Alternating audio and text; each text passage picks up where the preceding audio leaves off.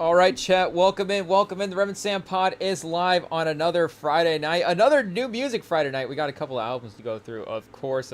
But we also got to keep our eye on a couple of football things as well, too.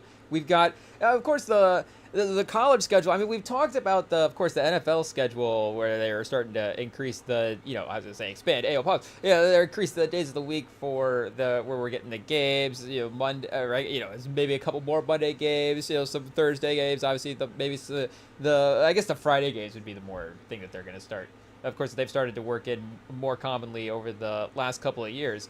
But college as well too. It feels like they're trying to bump up a little bit that Thursday night college game with a couple of these ones, and then the Friday night game as well too. And it's just college, maybe like we've said before. I mean, it's just everywhere. There's still a lot more as time goes on. I guess good players in the sport, so it becomes better to watch to a certain degree. But regardless, we got a good game tonight. I guess we got to be thankful for the good games we do get.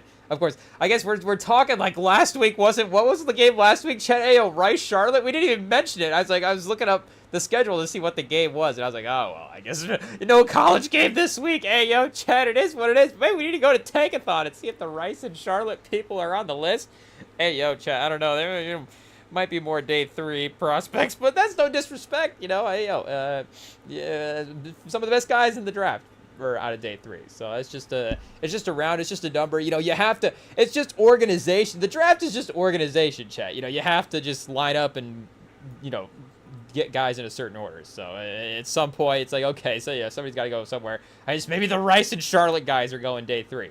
But, the Florida State and Virginia guys will have to see. Castellanos, chat, day 2, day 1.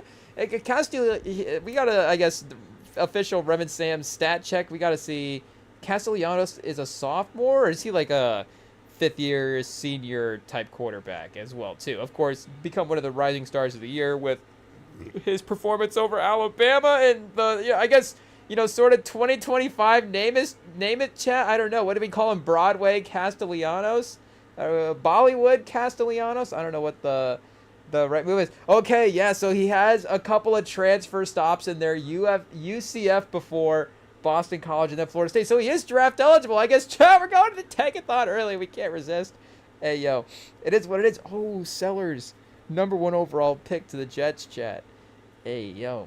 Shout out to our guys over at Tankathon. Guy, I guess we'll have to let us know how many people are on staff. How do we refer to it? Is it plural? But do they have our guy listed here quarterback wise? It doesn't look like it, chat.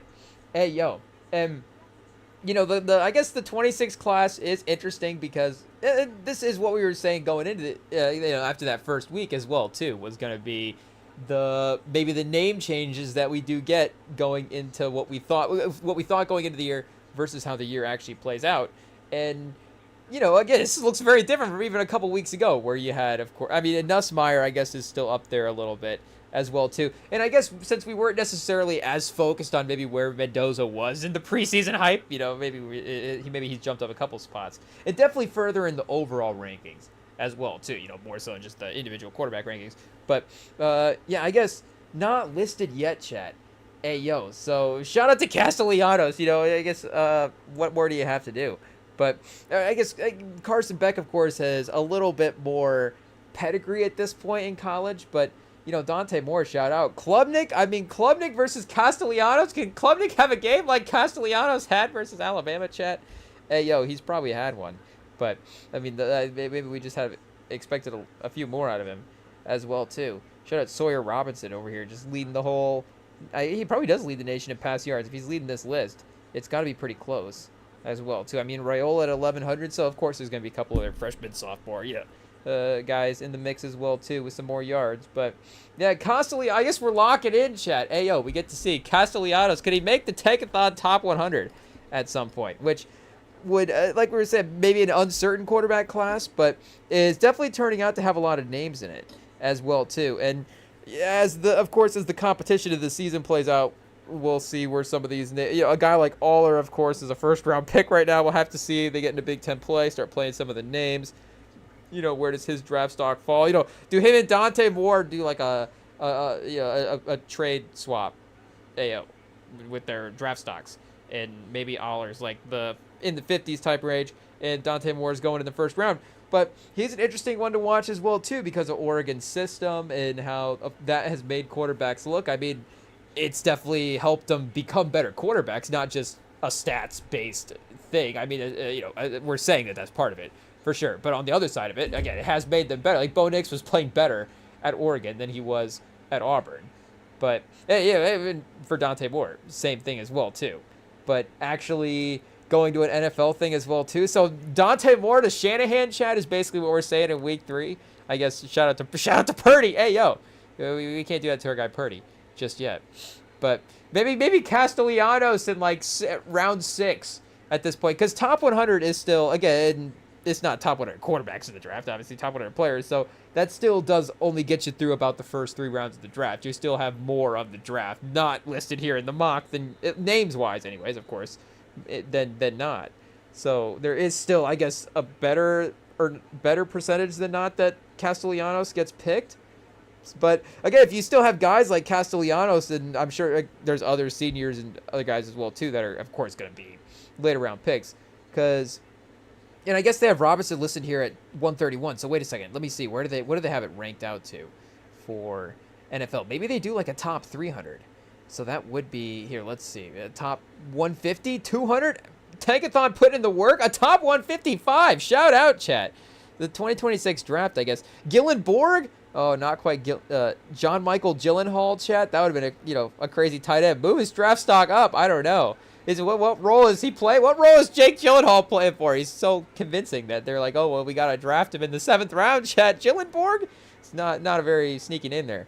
But shout out to we gotta keep an eye, chat. What's this guy's name? John Michael Gyllenborg. Okay, IT, write that down. He's on the watch. I mean, make no mistake. I almost said the Spurs. The Colts have a tight end. We're maybe have the best tight end in the league already with Tyler Warren. But make no mistake, lock it. Can we get odds right now? Ballard's drafted another tight end next year. It is what it is. It's definitely going to be a later pick. He doesn't have to. If he doesn't have, I guess, the excuse to take an early one as well. Do we have to look on the list to see if there's any early tight ends? He's like, well, it is best player available. They can block, I guess. Oh, we did see, of course, our guy Whit Weeks. And actually, I guess to go back to a live stream that we, one of the previous live streams, we were looking at Tankathon again today. I guess, shocker, chat. Go check the tapes. We were looking at Tankathon a couple live streams ago. But we were, of course, just looking at Whit Weeks to the Colts. And I mean, Whit Weeks, shout out. I mean, just an iconic name as well, too. I mean, and speaking of actors, chat, this is a stage name for sure. Whit Weeks. And I mean, the role that he's got, chat, hey, yo, what Hulu drama is Whit Weeks filming right now? Ayo, I mean, that's, I guess ayo. But I didn't even realize that he was the Lane Kiffin son-in-law character right now. So I guess shout out. I don't know if Ballard, if that is good in the interview for Ballard or not. But I didn't know the name. When we had mentioned, when we were looking at the mock at the time and we're pointing out, oh, look at this guy, Whit Weeks to the Colts. We had seen the picture, but I hadn't seen a name connected to it. We had just seen, and maybe we should have been a little more on the ball there, chat. Hey, yo, pause. Speaking of Whit Weeks, like, maybe we, LSU linebacker, maybe we should have connected the dots a little bit. But I guess 11 tackles through a couple games. Is that doing pretty good, chat? I guess we got a couple of edge guys here with 12 and 13. So Dante Lawson from Alabama at 19, chat. I don't know if comparing the rival schools there is what you want to hear. Harold Perkins, 16 tackles, and him at 50 is a little bit of a slide as well too. I think he was kind of a first-round pick. So, he might be a Ballard. Ballard likes taking linebackers as well too, chat. Hey, a good inside linebacker. I mean, make no mistake, Ballard's taking tight ends, inside linebackers, and guards every year. It is what it is. The 7th-round receiver. But what he has invested, shout out. Again, a receiving core is good, so we can't complain. But, yeah, I guess either way, shout out to Castellanos, chat. We'll see if he is able to make his way on the boards. I guess 3 passing touchdowns, 1 pick, maybe through 3 games. 1 a game, I guess, is, I don't know if it's a little low. But he is, I guess, I'm guessing doing the rushing thing. Pause. And he does have 3 rushing touchdowns, 6 total touchdowns. Does it have fumbles on here as well? Let's see. 0 fumbles listed on his 2025 season. So if we go 1 total turnover to 6 total touchdowns, that still feels like a pretty good ratio through 3 games, of course, generating 2 touchdowns. I mean, they're obviously having a really good season, being ranked in the top 10. But, yeah, hopefully, his stock, like we're saying, continues to rise as well, too, because he does seem like a fun player. Though, I don't know if we have to do a little combine for our guy Castellanos, because maybe he is, is he do we have to say the Russell Wilson chat? I don't know what the Kyler Murray, I don't know what the short quarterback award is, but hey, shout out again to our guy. He has had some highlight-worthy moments to start the season. Definitely been one of the impactful players. So we're keeping an eye on that game. Virginia has been interesting as well too. We were watching Virginia Tech in a game recently, and they were feisty as well too. But I think Virginia they are 3-1, I guess, not ranked. So like we were saying, chat, increase the rankings. If we can increase the playoffs, increase the rankings. Top 35. Let's see it. Chandler Morris, 13 for 17, 90 yards, a touchdown, a pick early on. Yeah, Castellanos only 4 for 8 early on. So not necessarily a ton of attempts, but the Virginia rushing game is not necessarily going crazy so far. Only, I guess, from the running backs, they've only had a longest rush of 9 yards so far. It looks like Chandler Morris has escaped out for an 11-yard scramble, or I guess it could have been a design play. We didn't see that one, I guess. But speaking of Castellanos, he does have the possession right now, so we can see how this drive works out. 6 minutes left in the second quarter.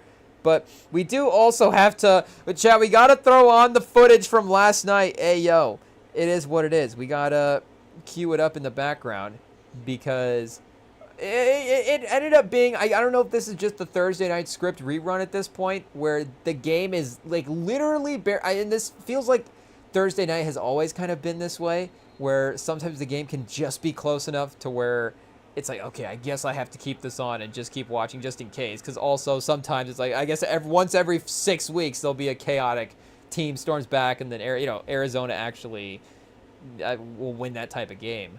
But Seattle was clearly ahead for most of this one, and then Arizona kind of did what Carolina did. Pause. To them a couple weeks ago, where it was like, are they going to get back in this one? We'll have to see. But, everybody's making fun of the tortilla jerseys right now, chat. Nobody's, giving credit to the cool end zones. I mean, maybe if the rivalry thing benefited them in one way, then maybe that was it. But I don't understand why only Arizona is in their rival uniforms. What's the point? I thought you wear them both in the same week. It's a cool matchup. It's like that's the week. It's like, we brand this week in a special way to, again, it's now maybe you just lose the whole weeks. It's just, this team is just wearing their jersey. I guess, again, it is an alternate jersey, but now it becomes just an alternate jersey, because when the teams are having an alternate jersey, it's either, this week it's the new jersey that they're debuting, alternate or whatever, or it's usually some kind of historic throwback or some kind of take on that. So it'll be, the throwback vibes will be in there. I don't know if they have to quite wear the fake mustaches like they do on CBS, but again, it'll be like, maybe, even sometimes, they'll maybe throw a little throwback logo on the midfield there.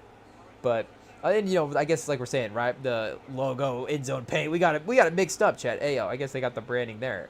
But I just don't understand why does Seattle not have, like, I guess, what are they, the lime green? Like, maybe we could do, like, some guacamole, like, I don't know, chips and queso, Chad, a chips and queso matchup. I don't know if we're starting to get into interesting territory there, but if we're going themed, because the G League does this. I feel like the G League has had tortilla jerseys for sure. The G League definitely has had jerseys that look like, and I guess we're talking about the NBA G League now. The NFL, of course, doesn't have a G League. The USFL, have they gotten into the jerseys like the G League?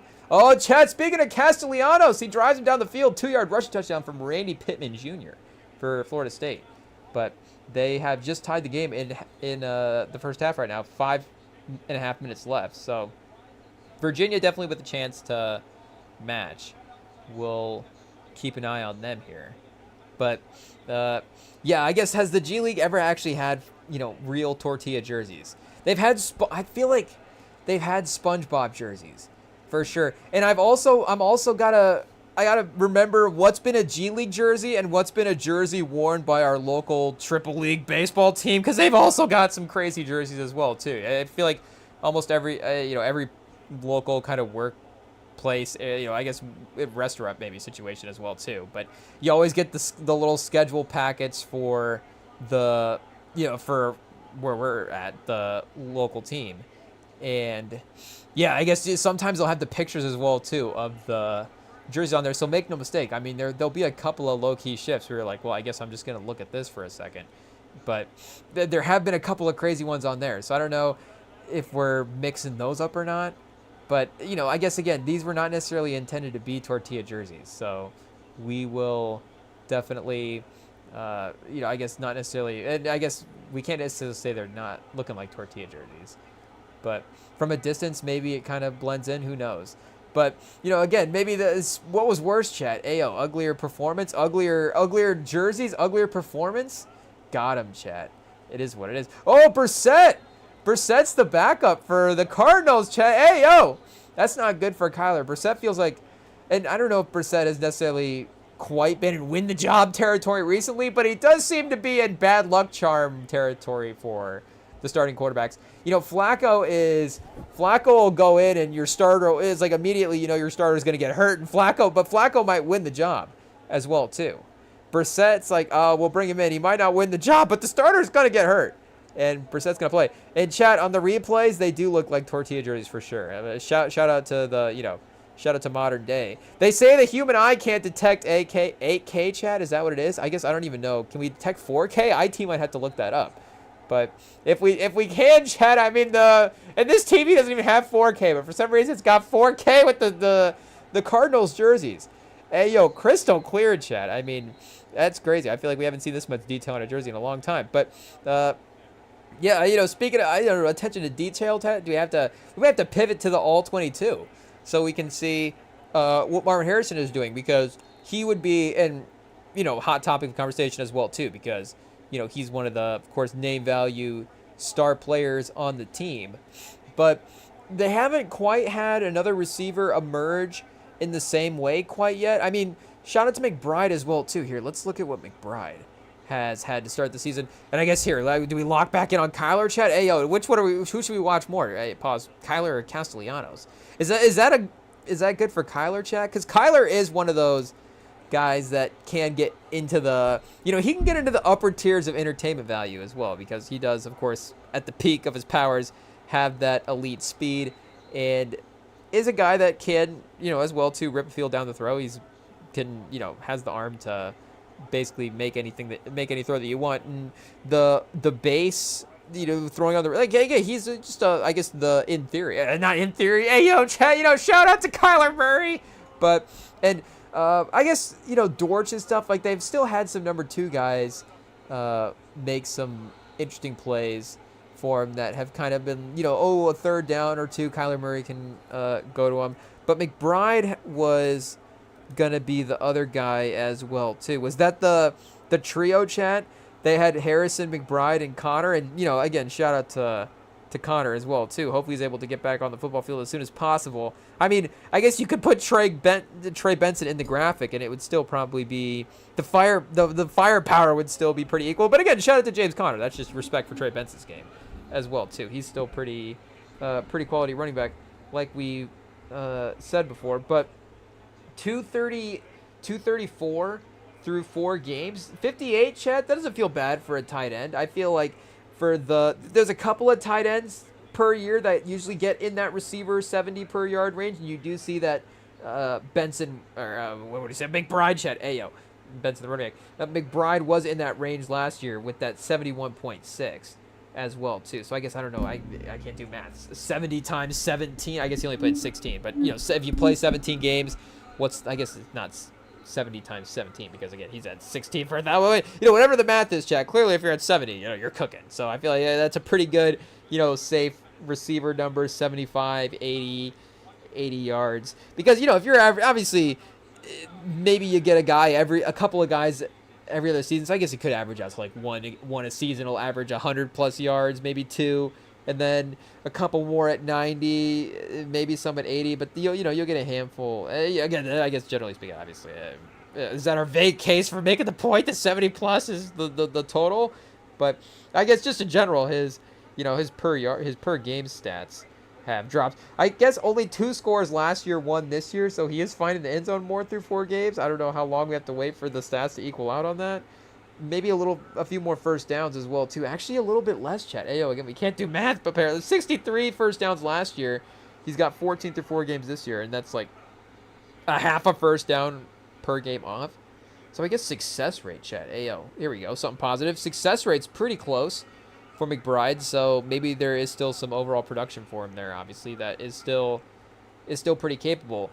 And I don't know again if that would make the Marvin Harrison Jr. thing better or worse if you had because if you have a guy like McBride who is putting up 1,300 yards in a season and 13 touchdowns and making the Pro Bowl, it's like, oh, McBride's a trustworthy guy. That's not that's obviously great for the offense, but that would be a direct contrast, to another performance that may not necessarily be putting up those stats as well too. So again, while it would be beneficial for the offense, I don't know if having that highlighting thing would be good for Harrison. But if you don't have the highlight, if you don't have the highlight thing, you just don't have the thing for your offense as well too. But regardless, it just people are going to talk about him because of course he is just a high level guy. And I don't know if we have to change our take on Nepo Babies, chat, but we were always pro Nepo Baby on the Remin Sam pod. I mean, check the tapes. Hey, yo, I guess it would be I don't even know if it would be going forward because I'm not selling my my stock on any of the Nepo Babies that we have bought stock in up until this point.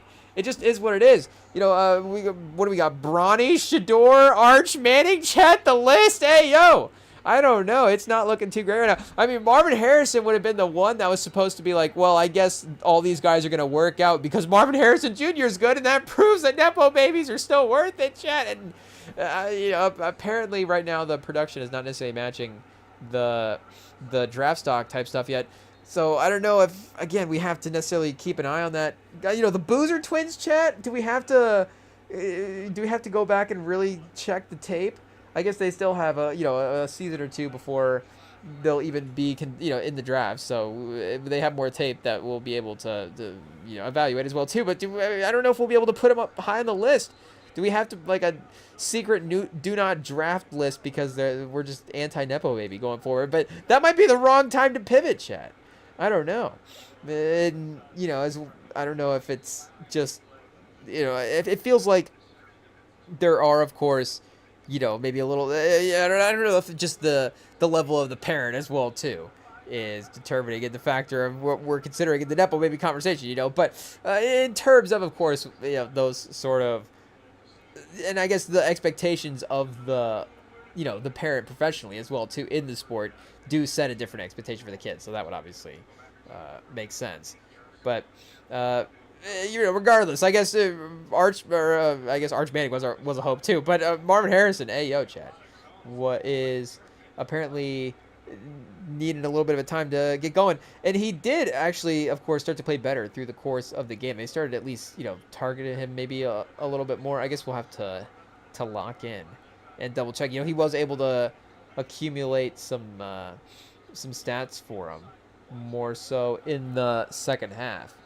But, and shout out Calais Campbell, chat. Hey, yo, I don't know. Do we have to do like a all 30, 35, like a veteran old guys team? Because he had a couple of moments this year. And maybe it's the way, maybe, I don't know if we have to check his snap count as well, too. And see how they're mixing in. I guess maybe run defense a little vulnerable. But, that was 3rd and long. So, yeah, I guess you get a little bit of leeway there. And he was the one that created the pressure that put him in 3rd and long. But his... from the interior, his ability to get off the line of scrimmage still and get past these guards is still pretty crazy. He has won the snap a couple of times. But, yeah, I mean, of course, we were kind of looking for Arizona to be a little bit more tested than maybe they had been through the first 3 games because, the Saints game ended up being close. The Panthers game ended up being close. And the Niners game ended up being close as well too. And of course the Niners had Mac Jones, so that's over. It'll just Mac Jones is the perfect quarterback he's a make your point player, chat. Hey yo, if you wanna compliment the 49ers and talk about how good Shanahan is, and you're like, Mac Jones is playing well. If you want to talk about how the Cardinals are not that good of a team, be like, they played Mac Jones. It is what it is. But again, I guess the quarterbacks they have played are Spencer Rattler, Bryce Young, and Mac Jones. So Sam Darnold is still a little bit up the list. And speaking of Bryce Young, Mac Jones, and Spencer Rattler, check, Castellanos just scored again, 21-14. Was that off of an interception by Florida State? Thrown into coverage, the tip pass gets picked off, and Castellanos is able to run it in on the short drive there from the goal line. So the takeover, chat, is finally happening. The number 8 team in the nation. Was it 14-0 there for a second? It was, wasn't it? So again, Virginia 3-1. Virginia could have had a little bit of the Florida State moment to Florida State, where it's like, maybe Virginia's better than we think. Again, the rankings we're still learning. It is only week 4, and these teams are again just starting to, conference play was starting to get underway last week. But as we continue to work in the different matchups, we are starting to get to some more high level stuff. So it's like maybe Virginia proves they're a good team. I guess, do we have to see who did Virginia lose to, chat? Hey, shout out to the Cavs, but we haven't necessarily been locked into every game. There has only been 4 games, so I guess maybe, what game number in the season can we use that as an excuse? 11th overall in points per game, 49th in points for, so top 50 in both is pretty impressive, pretty well-rounded team. Is there like some kind of advanced stat FPI thing? I guess, I don't know. How many teams does ESPN rank for FPI? Do they rank them all? I feel like there'd be like a top 100. We need a Ken Pom for college football, chat. Hey, So wait a second. What's their schedule here? That's what we're looking for. Let's see. SRS. What's this? 34th. Here we go. Simple rating system, I think, is what this stands for. I think they have that for some of the other sports as well, too. We'll look at that in a second. So they lost to North Carolina State by 4, so it's a close game on the road. I guess William & Mary, Statford, Coastal Carolina. This just shows why they're not necessarily ranked. Unfortunately, North Carolina State would be the one team there. And I guess that's probably why their stats are pretty good as well, too. Oh, Chad, it just takes us to the glossary. I thought it was going to take us to the ranking of all the teams this year. I guess regardless, they are 34th, so at least for now, having a little bit of a stats boost early on, top 35 team. But again, they look good to start the game.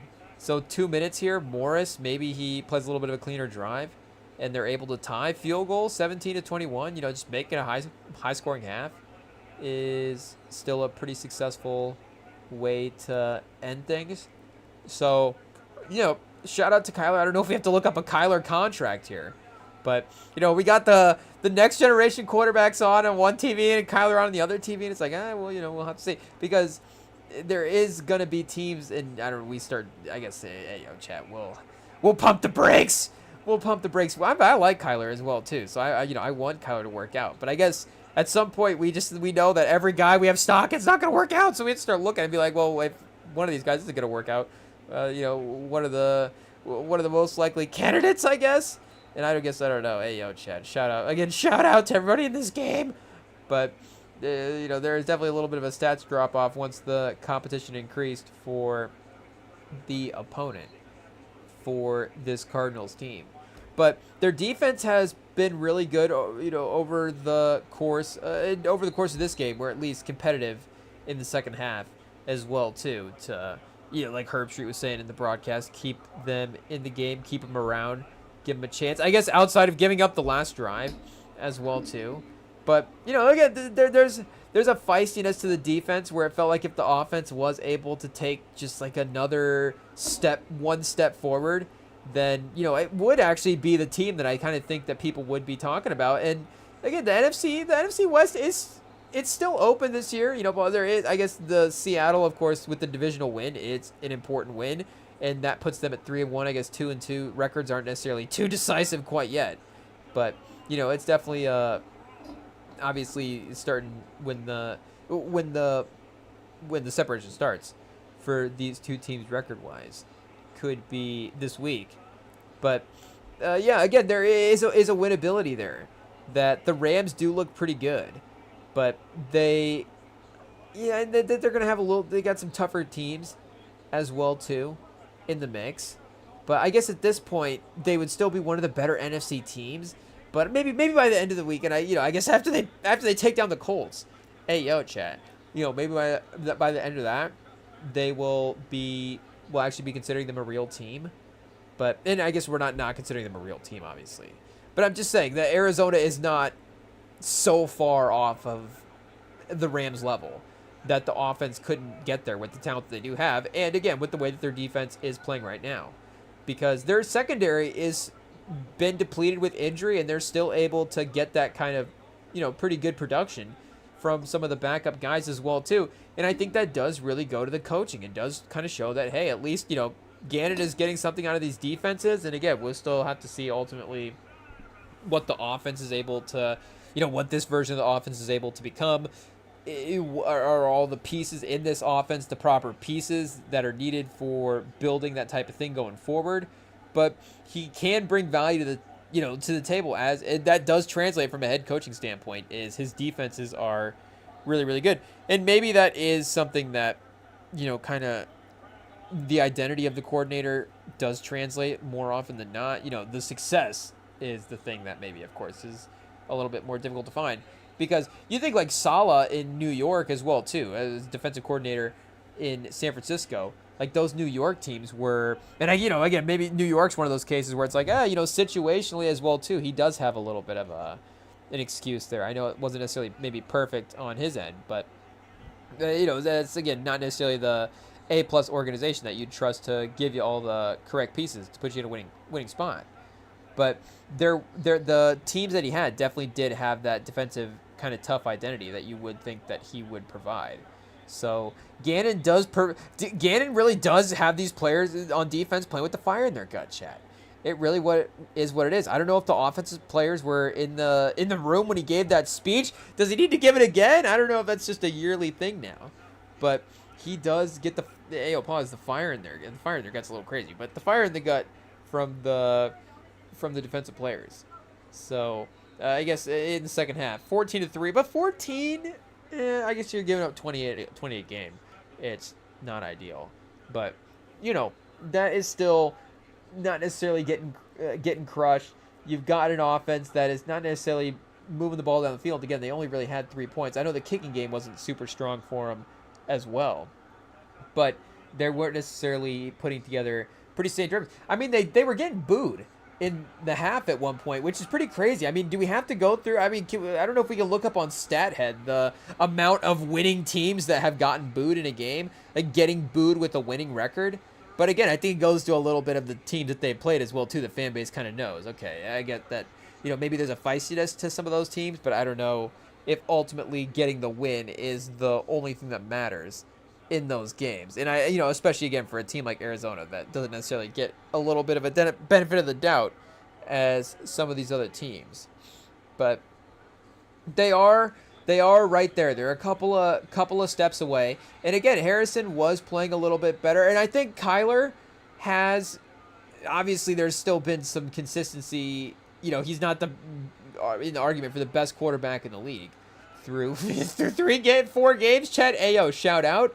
But he is. I don't think, again, we were start turning to Skip Bayless and just getting crazy takes. Like, is Arizona going to draft Arch Manning? They're like, actually, chat, we haven't given up on him. We still think that Arch Manning is the guy, and we're going to take him right now. But I don't think Kyler has obviously been at that level where it's like, do we need to start looking at what else is going to do? I mean, is there the contract, and is he playing to the full value levels, blah, blah, blah, blah. I get that those could be talking points on shows for sure. But the sort of just status in the league, like he is still hanging around in the sort of, and I guess in sort of somewhat of a go in the middle of the pack as well too.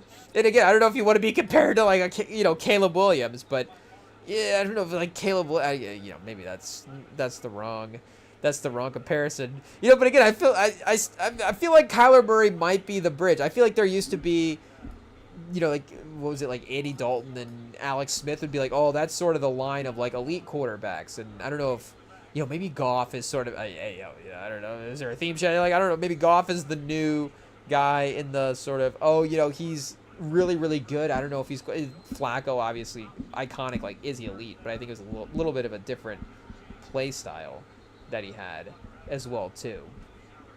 Dalton, Goff, Smith, all those guys a little bit more physically limited with the arm. Pause. But yeah, I guess Kyler. It feels like he is again not respectfully, like, not quite had I guess we'll say elite quarterback numbers consistently quite yet, but obviously hasn't quite been like disaster bad. Do they need to replace Kyler type stuff? So I don't know. Again, is this a spot you want to be in as a franchise? But I don't know if right now, if you said again for the next 3 years, if you'd rather have Kyler Murray or Daniel Jones, and maybe we just again need more games this season, 8 games into the season, and Daniel Jones just keeps playing like this. Like, well, I guess at this point it's only 2.5 years, so sure, we'll take Daniel Jones. But at this point, again, it's not necessarily with as good as Daniel Jones is playing this year. I guess again that goes to Steichen as well too. Like, you put Kyler Murray instead, he's got the wrong Eagles coach, Chad. Kyler Murray needs the offensive coach. The defense is good, but Kyler Murray's none of the defense. But yeah, with him and the way that he's been able to scheme up success that way, like, I would assume that he would be able to, in some ways, produce the same with Kyler as well too. But again, we got to give Daniel Jones credit. He is playing really well. So it's not Steichen's not obviously making the throws for him, but his sort of next couple of years' value is still hanging around as something that is definitely still there. Again, Darnold as well too. I don't think that that's necessarily locked in as well. So that's kind of in that middle range. I know Darnold is maybe he's somewhere between Darnold and Geno. Check the Seahawks quarterbacks. That might be the ranking. It might go like Sam Darnold, Geno, and then maybe Caleb Williams after that. We're not going to say the numbers just out of respect to Bears fans, but that's not sounding like it would be a too crazy of a ranking, especially with the way that Geno has maybe been a little bit up and down to start the season. But again, it's a little bit of a mix for Arizona as well too, because like we're saying, the skill guys haven't necessarily been totally, this hasn't been necessarily the best set of skill guys in the league to elevate that type of play as well too. But they are a creative offense, and they do have, Dortch. It's not Dort. Lou Dort plays for the Thunder. Greg Dortch plays for the Cardinals. They do have some of the guys that they do scheme up creative plays for, but I wouldn't say, even a John Morton Lions level offense, with the sort of creativity, maybe play calling type stuff. And maybe that is, again, we have good guys, good, hypothetically good weapons. Like, we think our receivers can win routes. We think our tight end can, get wins versus certain coverages. Not just certain, like maybe most. But, again, we think we have a really good tight end in that kind of receiving way as well, too. There is a down the field element where, you need your line to block. You need Kyler Murray to be able to sit in the pocket and make reads. And like we're saying, you need your skill guys to be able to win routes, and it is not quite all meshing together in the same plays. They're like, they were saying the 2-minute offense, later in the game, that prevent defense, of course, is just the trap for how good, a team looks with, oh, now all of a sudden we're up by 2 scores. Let's just take our foot off the gas a little bit. But there is something, again, to the quickness where, like sometimes the development of their plays, like we're saying, maybe they need to speed that up a little bit. I mean, this was a constant problem, of course, with the Colts and Andrew Luck as well, too. And that can, be the quarterback reading the field at times as well, too. Though, like you would say with Luck, he would be amongst the highest IQ guys. But, time in the pocket was a little bit up there. So I don't know if that says something. But, yeah, obviously, shout out. We're obviously pro Luck. Chat, look around the room. But, Kyler Murray being compared to Andrew Luck, highlight of his career. But, I guess also, number 1 picks. I guess Kyler won the Heisman as well, too. I don't know if you would say Kyler had a better college career. I think that would be the easy answer. Yes, because he won the Heisman. But, Luck was obviously pretty awesome as well, too, and was right in the mix. And there is Harrison up the sideline. So, and the Seattle defense is good. Seattle secondary is good. So we got to give them credit as well too. Receivers aren't going to win every corner matchup every week. Like corners are going to have their weeks as well too. And he's got brutal matchups both ways. Woolen can still, of course, win in matchups, and Witherspoon is an elite corner that we like as well too. And the third flea flicker of the week, chat. I guess. Well, this would be the first flicker of week. Hey, yo, what are we saying, chat? The first flea flicker? Hopefully, we're not saying anything too crazy. The first flea flicker. Are we saying are more swears for AI, chat? More slang or slang? Or what's the slurs for AI? Hey, yo, we're still waiting to be able to drop Clanker in the friend group say in a conversation at some point. We've got that one queued up. We're ready to go. I don't know if we're gonna use it. Add a friend, maybe call them a clanker. I don't know what's allowed there, chat. Or I don't know if it's like to the phone at some point. Again, we don't know what the situation will be. Maybe the Spotify acts up. We call the phone a clanker. I don't know what it's gonna be. But I don't know if IT has to. Did YouTube just take it down? Is YouTube censoring for AI slurs at this point? I'm not sure. But I don't know, chat. Can we use AI slurs for for athletes? Probably not. Hey, yo. But now we might have to do some editing, chat. Hey, yo. We're obviously not, I guess, well, if we're trying to find words to be offensive, hey, what are we trying to say here? But, maybe we just need to be good, chat, and just be better. But, okay, no more, IT says no more clanker, chat. Oh, it is what it is. But, the Seahawks offense was not, I guess it was. In the second half, chat. It's Thursday. I mean, what's the most non-clanker Thursday night performance? We had to say it one more time, chat. Hey, yo, it is what it is. Yeah, I mean, right there, you got that pass to JSN. A little off from our guy Sam Darnold, but 3rd and 6. He gets the redemption, right back. Kind of the same route out to the corner, and that time past the sticks as well too. AO, but able to get the first down that time. So I don't even know if the Cardinals have had Walter Nolan back as well too, because he was, of course, a highly touted, do we say that right? Highly touted prospect for him. Oh, Nolan. EN, chat. Ayo, shout out. Walter Nolan. I don't know, not same last name as Christopher Nolan, apparently. Yeah, hasn't seen the field quite yet. Oh, pup list, chat. So I guess, is that 4 weeks right now or 6 weeks? I know 4 weeks is IR, but pup weeks is still 6 weeks. So if he's actually on that, is that 6 weeks that he's out for? Is that the math, chat? AO on that is 6 weeks, 6 weeks. But so maybe the middle of the season interjection for that in the defensive line would be pretty crazy for him with the way that they're already playing pretty well. But we should mention too, I mean, shout out to Virginia for going down and scoring at the end of the half and making it 21-21. Chandler Morris, chat, 2 picks to 1 touchdown. I guess Castellanos, 1 pick to 0 touchdowns. It's a little bit of a sloppy pause quarterback game, but not too bad efficiency as well. We got, again, Morris is firing away. Ayo, he's got 19 for 25. Castellanos at 814. Shout out to the running back, chat. Hey, yo, Saw. Do we just call him Gavin Saw? I don't know, but we got him at 12 for 63 and a touchdown so far.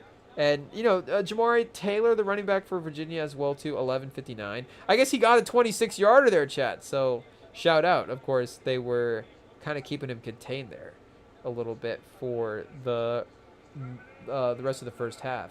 Charbonnet to the outside for the touchdown that got called back. That's right. Penalty was that JSN on the hold. So, had to delay the score a little bit. But I think, like we're saying, Gannon is definitely proven himself a little bit this year. So I don't know if the team is still finding, I think, some good pieces to keep around. But there was definitely a little bit, like a little bit of this is the year where we're gonna turn the corner and things are really going to start trending upward. And we still, and yeah, week 4, I guess that's maybe you benefit a little bit from not necessarily getting tested, in the major way through the first 3 weeks, and you can kind of warm up and, get to playing your best football and build some momentum.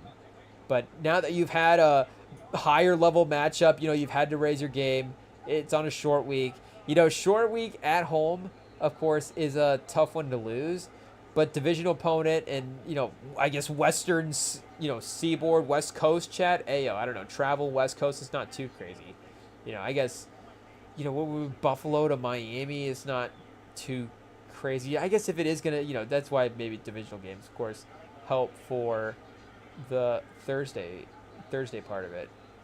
But this 20-6 with 9 minutes left in the fourth. And this is where they would start to push it a little bit to move it down the field. And again, they didn't really even hit big plays as well, too, thinking back on how, it's kind of unfolding out here. I guess as we say that, Kyler Murray darting up the sideline. Okay, chat, we'll have to see. Maybe after the 8, obviously we met after the 8:53 mark in the fourth quarter. It didn't feel like they hit any major plays. But a couple of, I felt like the last drive or two where they were sort of working their way down the field a little bit. At least maybe with some of the Kyler passes. Maybe some more underneath stuff. But he is, I guess, set to prove us wrong here with the replay, chat. I love it when a guy at a replay just proves us wrong. It's hilarious when it's like, okay, they're literally just sitting at home right now. And his highlights, like, oh man, we're wrong again. But Seattle even able to contain the run a little bit here at the end of the game as well too. And you're going to be in a little bit more of a passing situation down those scores. But still, with the fact that the fourth quarter was kind of just started, at least the drive to get that into that one-score game, that run element is still definitely a factor that could be pretty strong because you still have a chance to make a stop, get the ball back, and still kind of play a real pace of a game, even though, you start to walk a tightrope with how many stops you can get and, how many first downs you can give up for the other team. And who is the other receiver, chat, they've had running a couple routes for Arizona out here? Not Wilson.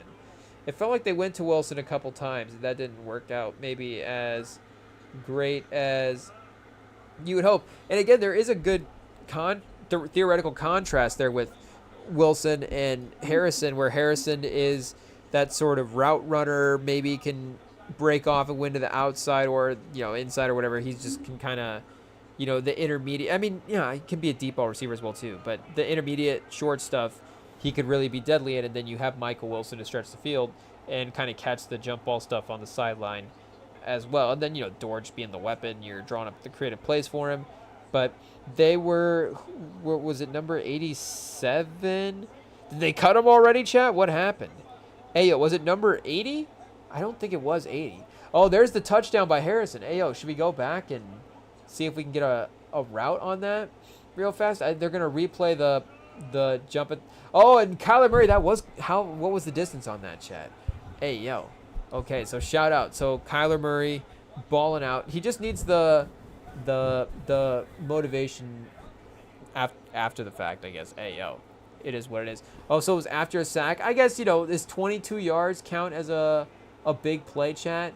Corner to the end zone. I guess and it's a good throw as well, too. You give Harrison a chance to win on the outside one-on-one.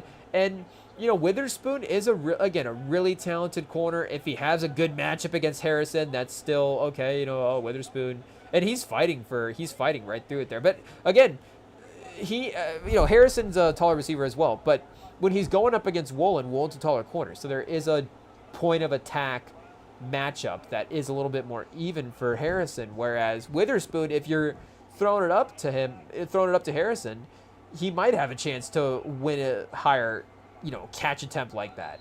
Because he does have that advantage over Witherspoon. And, again, as a guy who's making, like we're saying, potentially he's making those strides into being an elite receiver. He should be able to win those matchups even against elite corners if he has those kind of advantages like that, where, maybe this guy, like Surtain can't keep up with anybody this year. So if they play the Broncos, he should be able to route up Surtain. But any kind of taller matchup. Again, Harrison is going to be a guy that you're going to have running, a full route tree. But some kind of fade jump ball over that type of matchup would definitely make sense. And again, that's a great job by Witherspoon on the attack, on the attacking the catch attempt there. But really great attempt by Harrison as well too. And they have Arizona has a number 16 playing corner. So wait, who's got number 16 this year for Arizona? Chat. Hey yo, Rem learns numbers. Shout out. We've got Max Melton. Shout out our guy Max Melton. I guess I feel like we had stock in him in the draft chat. We might have to go back and check the account. 2nd round pick. He feels like in the range of guys would be watching tape as well too. But Garrett Williams, who people were really liking, yeah, he's on IR right now. And Will Johnson was, I guess, just listed as inactive for this game. So I don't know though. What's the week designation on inactive? That might be just. That might be literally just week to week. But what's his grade to start the season? He's been really good. So, chat! Will Johnson's a win! Hey, yo, chat. The Michigan... The Michigan title team is going to be an interesting one to see what that looks like in a couple of years. And, McCarthy is going to be a big name hinge point for that. But... And when Seattle missing that field goal at 3 minutes left, that was another perfect Thursday night moment. We were like, okay, here we go. This game has been, just out of reach the entire time, and that's the one chance just to keep it out of it. I can turn this game off in 3 minutes and just go, and just not have to worry about it anymore. But no, they missed the field goal. Now Arizona's going to have a chance to tie it. There's Michael Wilson actually winning a catch attempt down the sideline over one of the corners. So there are the pieces of the offense that you want to see. Kyler is, and he is, and that one, of course, McBride, I guess, incomplete into the middle of the field. Is that Witherspoon in there making the play? But he does get the 4th down. Oh, that's Wilson with the one-handed snag, chat. Hey, yo. Murray had to get it out quick, but hopefully that is an emphasis of the next couple of, the next week, the next game planning, whatever. Like, I don't know if we have to do like a drop back step count for Murray, but they may need to restrict that. I don't know if we need to like a Gene Hackman, pass count situation. You have to pass 4 times before you take a shot. Like Kyler Murray can only step back twice. And then he has to just pass it. I don't know if you want to start training bad habits. Like, fire away in camp.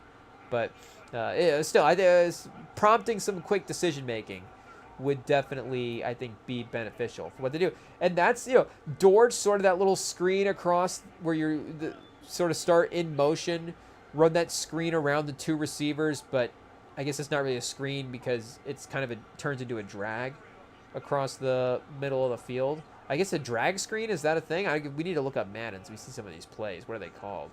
But I guess we could probably look. I guess we've probably said this before, but we could probably look up the Madden playbooks online as well. But sometimes we need to say it again to remind ourselves. So, yeah, Marvin Harrison, that is on Woolen that time. Or no, wait a second. Woolen's on the other guy. Okay, so we got Harrison on Witherspoon. So if maybe that would be an interesting corner sort of tracking thing to look at there. That is... he's bringing that one into his body that time. He's sort of, I'm not saying he's pushing off of a Witherspoon. Ayo, I guess we're pro both the guys, so it is what it is. But, he is in a receiving legal sense, just to describe it, like he's sort of pushing off from Witherspoon to create some space, but then kind of, brings the pass in with his body. So I guess not necessarily having to, again, sort of win through the high point, but still able to withstand the contact, still able to create separation. Good throws by Kyler as well, too. And again, he did tie the game. So ultimately, I guess he does get credit for that. Like, the Cardinals defense, which we were praising earlier, it gives up the drive late. Even though, again, it is sort of a little bit of a back and forth. It's sort of a time spent in the game.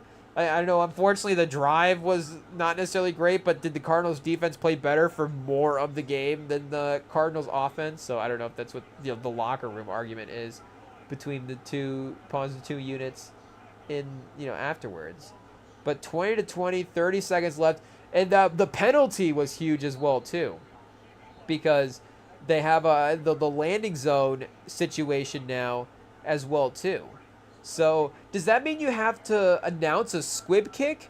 I guess squib kicks are just out of the game at this point. You have to squib kick and it has to just hit the 20 perfectly. I got a low sort of line drive. I mean, you can figure it out. These are professional kickers, obviously. We're not going to feel bad for them. They have to reinvent the squib kick.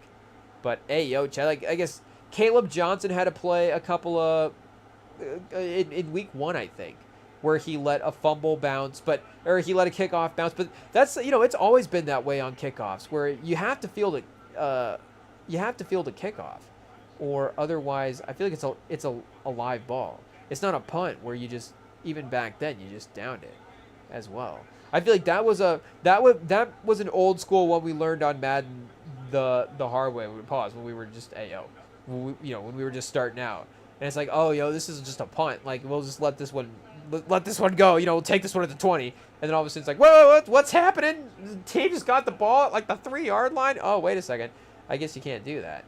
But I don't know if college. I guess we'd have to see. Is college different in that? I don't know. But he for some reason messed that up, and this one, feels a little bit more like, okay, new rules, they got him this time, but still, you gotta be a little bit more aware than that.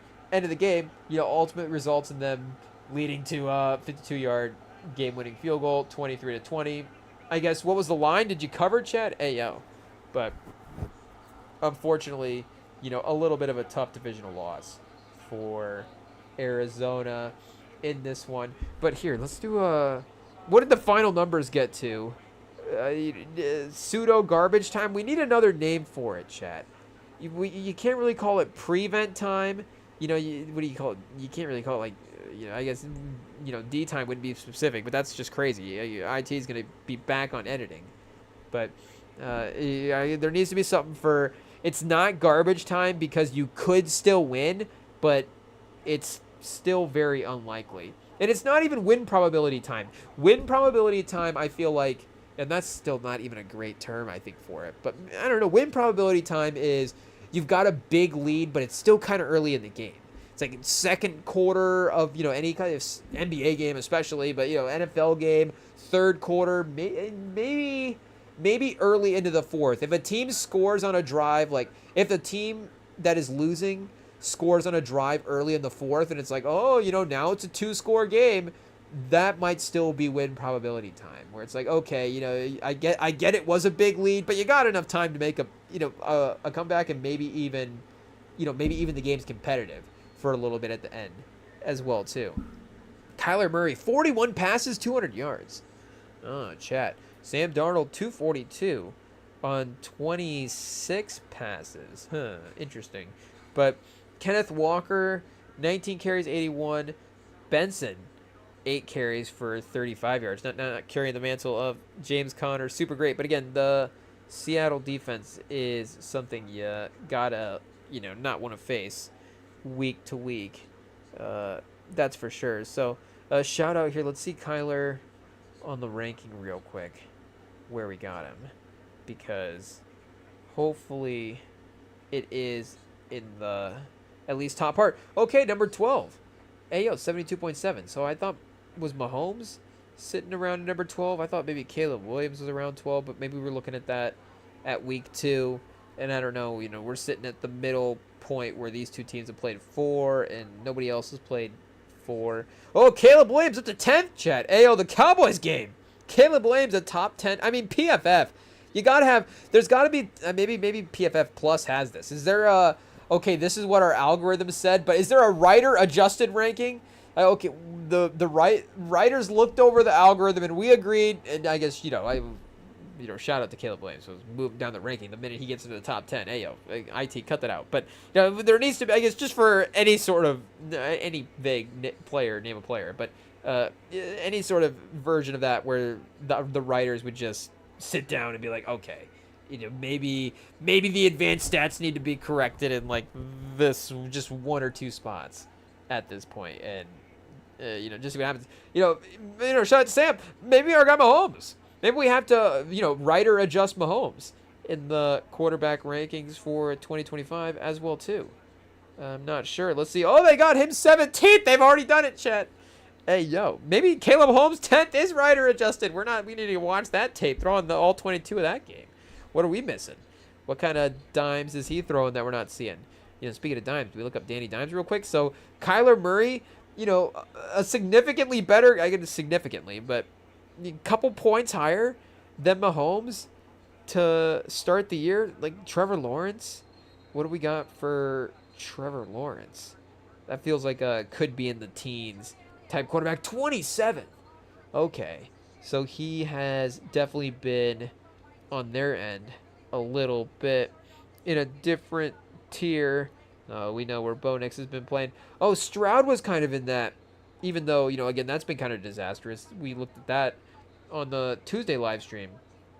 And that was, and maybe do they update on Wednesday? Maybe that's what it is, Chad. I don't know. Maybe we were only looking at 2 weeks there. I feel like maybe Pro Football Right. We gotta. Oh, maybe they do update on Wednesday, chat. Because I feel like do we check the tapes? I feel like if we went back and looked, it was maybe we were thinking it was gonna be worse than this, and now we're thinking it's better. I don't even know. We'll have to check the tapes. But yeah, 25 eye test wise feels a little bit more right. But I feel like at one point we were like, wait a second, why is it in the teens for Stroud? Hurts, chat? Oh, yeah. I mean, Hurts would be, of course, above him in the player rankings at this point. But maybe advanced stats still. Oh, 8th, chat. Shout out to PFF. They are giving him his recognition. Kyle McCord is also on the Eagles, chat. Hey, yo. Do they just draft a good quarterback every year? Jalen Hurts, Tanner McKee, Sam Howell, and Kyle McCord. Okay, the Eagles are stacked, chat.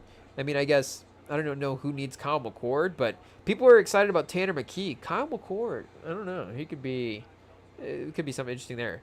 But I guess, hey, yo, chat, are we procrastinating, chat? We've got albums to listen to. It is what it is. I mean, shout out. We sit here and we go, when are you going to drop the album? And the album drops. It's like, oh, is that, what is that, chat? Hey, yo. Do we just do a quick reveal, chat? I don't know. Oh, we're gonna get canceled, chat. Hey, yo, we might have to go back to just the football in the background. I'm not sure, but I guess we'll see. We'll see how the music is holding up. I gotta say, you know, of course, we saw the album cover. We're like, okay, you know, I guess we'll see what the artistic vision is for the music when we listen to it. But I did see a post about a score from like an aggregate website, and I don't know if it was a score for the album cover or the music itself, and I'm hoping it was just the cover and not the music, because apparently the score was great. But, you know, again, Rem and Sam Pod, positivity, chat. We'll just, you know, have to give it a listen and see what we can, you know, see if there's some tracks on here, stacked feature list. So, again, an anticipated project that we've been waiting for a while. Shout out Young Thug. He's back, chat. Hey, yo. So, this is it, chat. This is the album. And we are going to listen to it right after this. Of course, shout out to Doja Cat as well, too. We're going to throw a little bit of that album on. And, you know, just a New Music Friday, chat. We got to get the speaker going and get the new music queued up and see what these artists have brought to the table this time, chat. So don't go anywhere. Young Thug album, chat, right after this.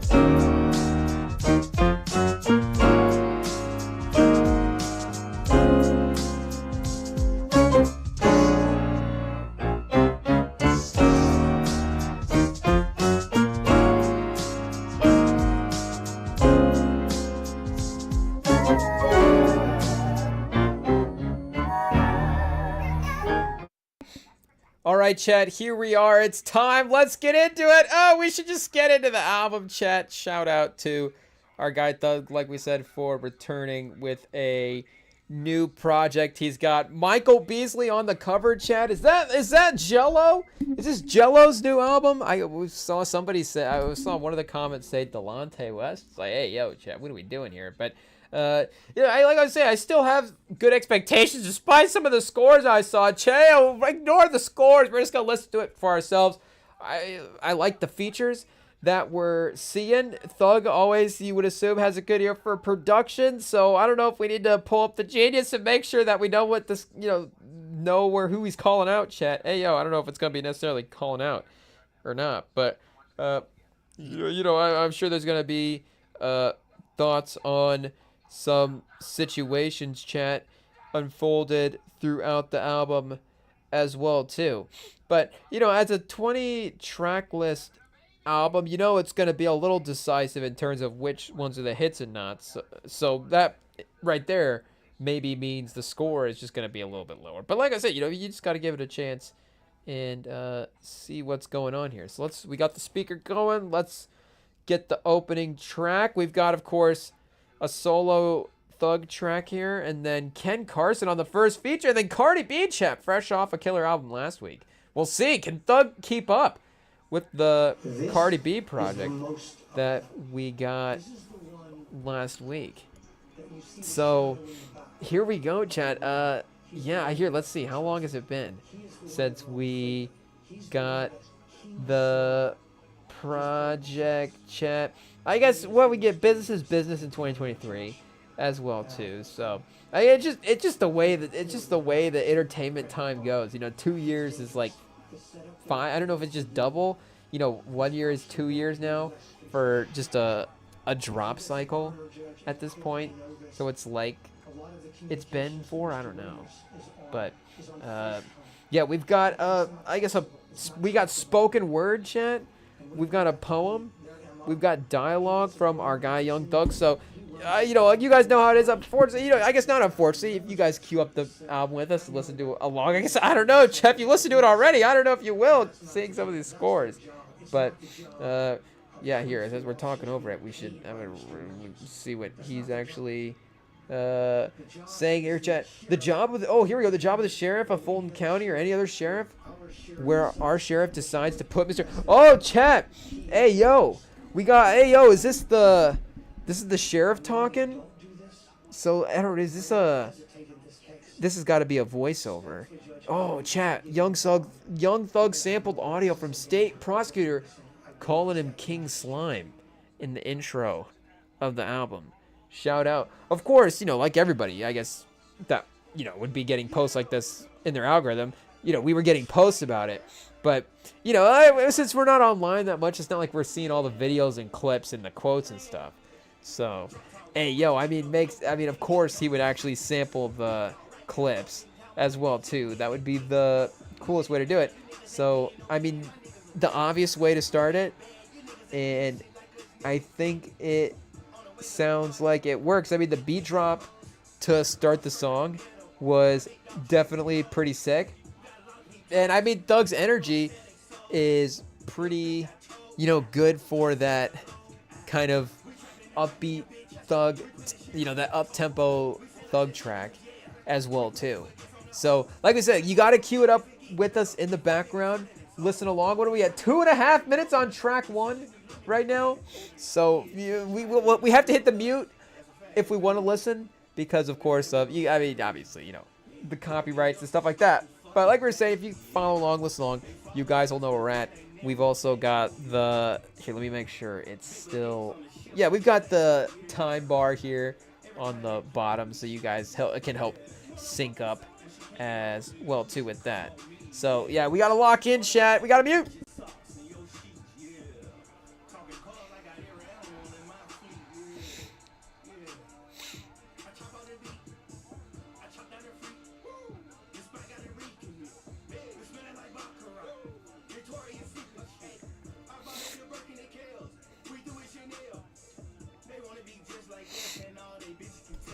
Oh, chat, are we not even on mute? Chat, I didn't even mute. Hey, yo, We're just going. Oh, now we have to do the check. I just went to unmute. Oh, chat. Okay, Rep sits in silence. It is what it is. Wait, are we? Is that all? Is that our limit? We tested the limits last week with the Cardi B. Wait a second. We have to test the limits again here. Let's see. Did we get it? Oh, I think we're good, chat. I think we're good. I don't know if we want to just keep going like that for the entire time, but we got away with it for track 1, chat. Shout out to the YouTube bots for sleeping on that one. But I can already tell I'm too easily convinced, chat. I'm too in the moment. I can listen to most albums and be like, it's probably good. Because the first track sounds good to me. You know, Ken Carson, not even a guy we would listen to that much, but in a Thug project, I could definitely see him finding himself on a track that we would gravitate toward if it does have that good production on it. So, you know, the beat on this one is starting off pretty nice. We'll have to see where our guy Carson, I guess we just said not our guy, but our guy Chet. Hey, like we said, we're too easily convinced. We haven't listened to him on the track yet, and he's already our guy. Hey, yo. Okay, I mean, you know, I guess if YouTube lets us get away with unmuting it, then we'll just have to see how it goes. But you know, well, to play it safe as well, you know, we don't want to get taken down. We still want to be able to go live on Sunday for the games. I guess especially during NFL season, chat. You know, during the summer, it's like, oh man, we have to pivot to a Monday live stream and risk it. I guess it is what it is. But you know, now the NFL's back, we have to, you know, we have to stay locked in, I guess. Shout out. I was going to say, do we have to throw a WNBA on in the background? We might have to, chat, because playoff game is on, and I guess we just ran our replay for Thursday night. But we've got this Virginia-Florida State game is good. Shout out. Hey, yo. It is what it is. Is there WNBA after this on ESPN? Then we could just watch both, right? We could just watch the rest of this college football game. And then we'll be all good to watch. What is it? Link versus Mercury after this? Oh, chat, but Aces versus Fever is getting close to being over. So we might have to just switch over and do like a fourth quarter situation here and see which is the better game. Aces up by 4 with 7.5 minutes left, and they're reviewing something. I mean, is this the NBA, chat? Hey, yo. A review in the fourth quarter. I thought the W is better than this. Taking the wrong things. I mean, there's more things. I don't, you know, there's if they want to look to the league for some things, I think there's better ways. But I guess let's just tune in and catch up to what's going on. Okay, chat. I guess we don't know how long that was. Pause. But they are convening to make a call here, pretty quick for us tuning in. So hopefully that just in general means a pretty quick replay. But yeah, chat, Ayo track 2 is not bad so far as well too. So for the black truck all limousine, I got came from nothing. She never met this rich. Left her air tag with her. I always got her location. Shawty want me to pay for it? I ain't giving out donations. Okay, Ken Carson, I see. Trap House got 101. I have more spots than Dalmatians. Chat, the Disney rhymes. You love the Disney rhymes. Oh, we got a Tubi bar in here. Oh, chat, this is a cinematic verse from our guy Ken Carson. I ain't giving out donations. Trap House got 101. I have more spots than Dalmatians. Skip ahead, my life's so underrated. I swear this is a movie. It's made by A24. Yo, went to Tubi? Hey, yo, chat. A24 and Tubi? I don't know. We got Ken Carson, maybe. I don't know. I guess just because A24 is newer, right? Tubi is just like, if it's the 90s, we'll throw it on there. So it was A24 around in the 90s. But I guess in a couple of years when now is the 90s, you know, then it'll be good for Tubi. At this point, and I guess this is, you know, Ken Carson's going. So I guess it makes sense. Hey, yo, chat. In Call of Duty, brown, thick, so fine, body like Coca-Cola, take a shot. It's time to roll up. When I walk in, I know it's lit. I got Call of Duty sticks, load up. Okay, chat. So, you know, making all the all the good references in this verse for Ken Carson. Yeah, you know, fun appearance. Shout out. The first feature of the album is, you know, we'll give it a win, chat. Hey, yo, so we got London on the track for number 3. This is Cardi B on the second feature, getting a little bit more laid back in the production. Of course, it was a little bit more in that, and I guess is rage the right way to, is that the right style of production for that first 2 ones? Hey, yo, you tell us, chat. You gotta DM us and tell us what Rem learns genres. But yeah, of course we are, like we're saying, chilling out a little bit here. Okay, wait, we have to hit the mute. We gotta lock in. Let me hear this, chat. It's, you know, sounding like 3 for 3.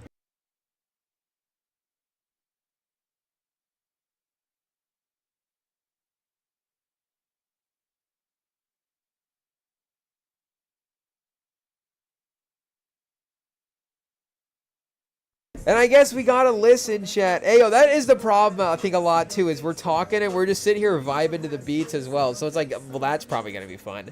But if you like, okay, if we have to drive around and, like, bump the song, then it becomes a little bit of a different situation. But, yeah, I guess, you know, we get a good feature here. Could be a real way to keep this one in the rotation for sure.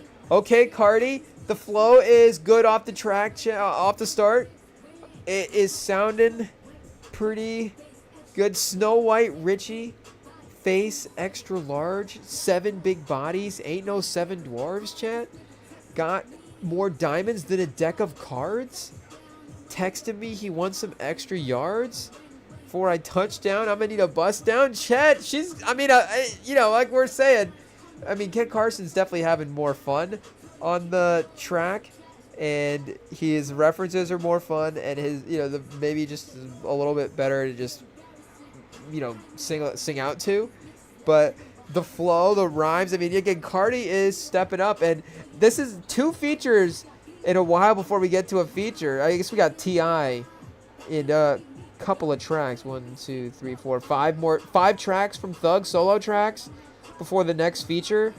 So, you know, best feature on the track to start. First 7 tracks, chat. First best feature for Cardi B.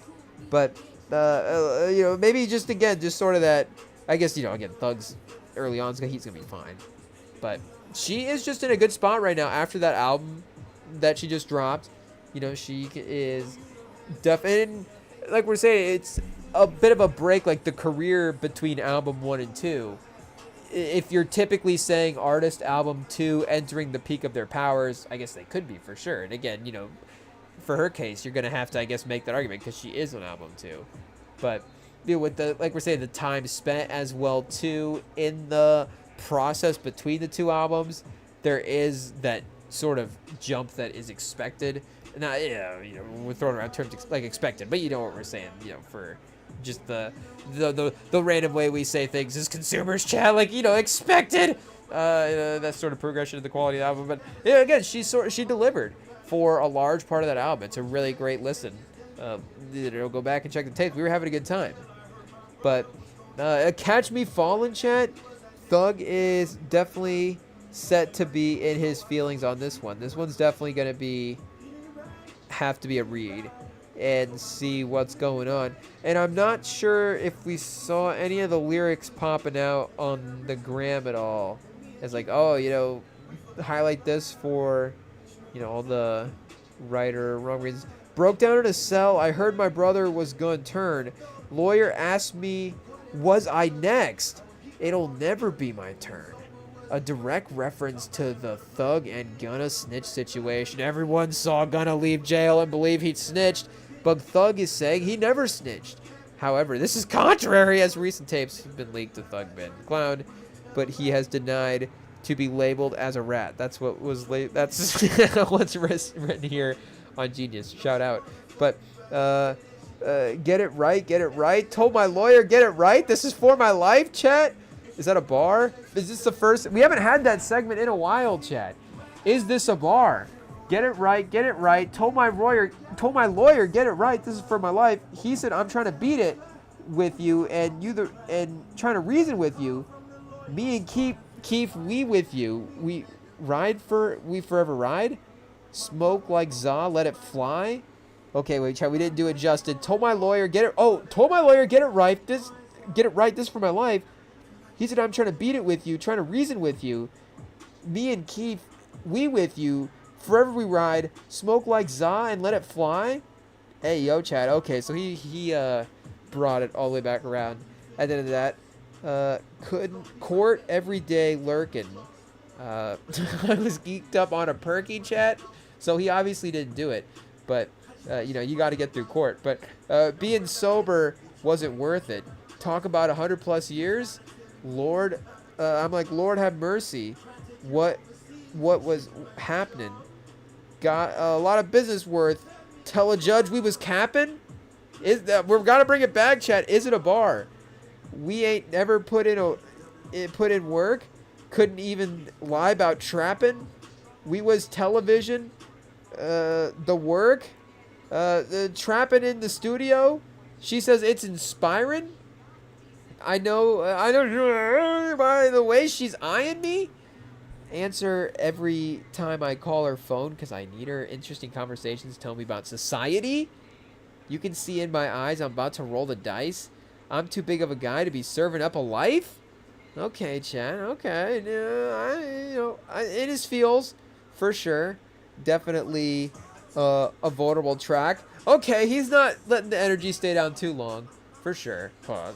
But we got some more BPMs on this track, chat. Hey, yo. We just need songs. If this album is going to have some good quality on it, chat, we obviously need those songs that the weekend is right here that we're going to be good with throwing onto the aux this weekend. And we got Metro Boomin on the production for this one. Chorus, I told you. I'm so lit. Come through like Ricky. We be sneaking and it's lit. I've been snatching for a year. I spent cash on a trip. 500 bands on my wrist. Introducing her to Barbie World. Asking, bet you get it? Assassin, I kill the kitty?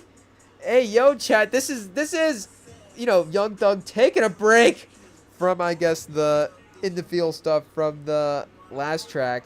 Yeah, here we go, chat. Metro Boomin on the production. You just got to go for the hit, I guess, with the bars. You just got to have fun. Do we got to hit the mute? We got to lock in?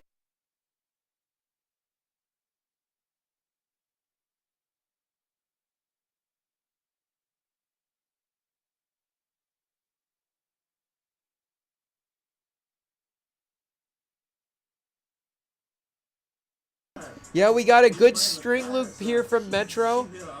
We got a good hook from Thug as well, too. Is it a hit, chat? Is that a new segment? Is it a hit? I don't know. We'll have to ask. We'll have to put up a poll. Is it a hit? But it's kind of catchy, for sure. And no features. He's clearing out for the track for himself as well, too. I guess we'll have to see if maybe this is in a 20-track album, if this is the only time he has Metro on the track list or not as a feature. And the last half of the track list, chat, the odds are because we work at the restaurant, not the Young Thug album. Young Thug, don't take it personally. Hey, yo. It is what it is. We'll just blame it on the patrons. But this shout out, chat, if we turn into academics later, it's not because this album is Certified Lover Boy. I mean, I guess maybe, who knows? We might be throwing on Certified Lover Boy at some point, but, it is, it sometimes just, it is what it is. But, shout out either way. IT will cut it all out. Or probably not. But, we'll see how many other times he pops up as a producer feature on the album. But as with all the other features kind of later on, we'll see if he is saving another one for that time as well, too. And chat, this is different as well. I don't know if the tracks before were, kind of standard, what you would expect from a Young Thug album type production. But we've got kind of a fun drum pattern here to start. and this does feel like a little bit of a funkier twist on the rest of the beats that we've had so far. And like we're saying, feels like he's experimenting, messing around a little bit, chat. We gotta lock in.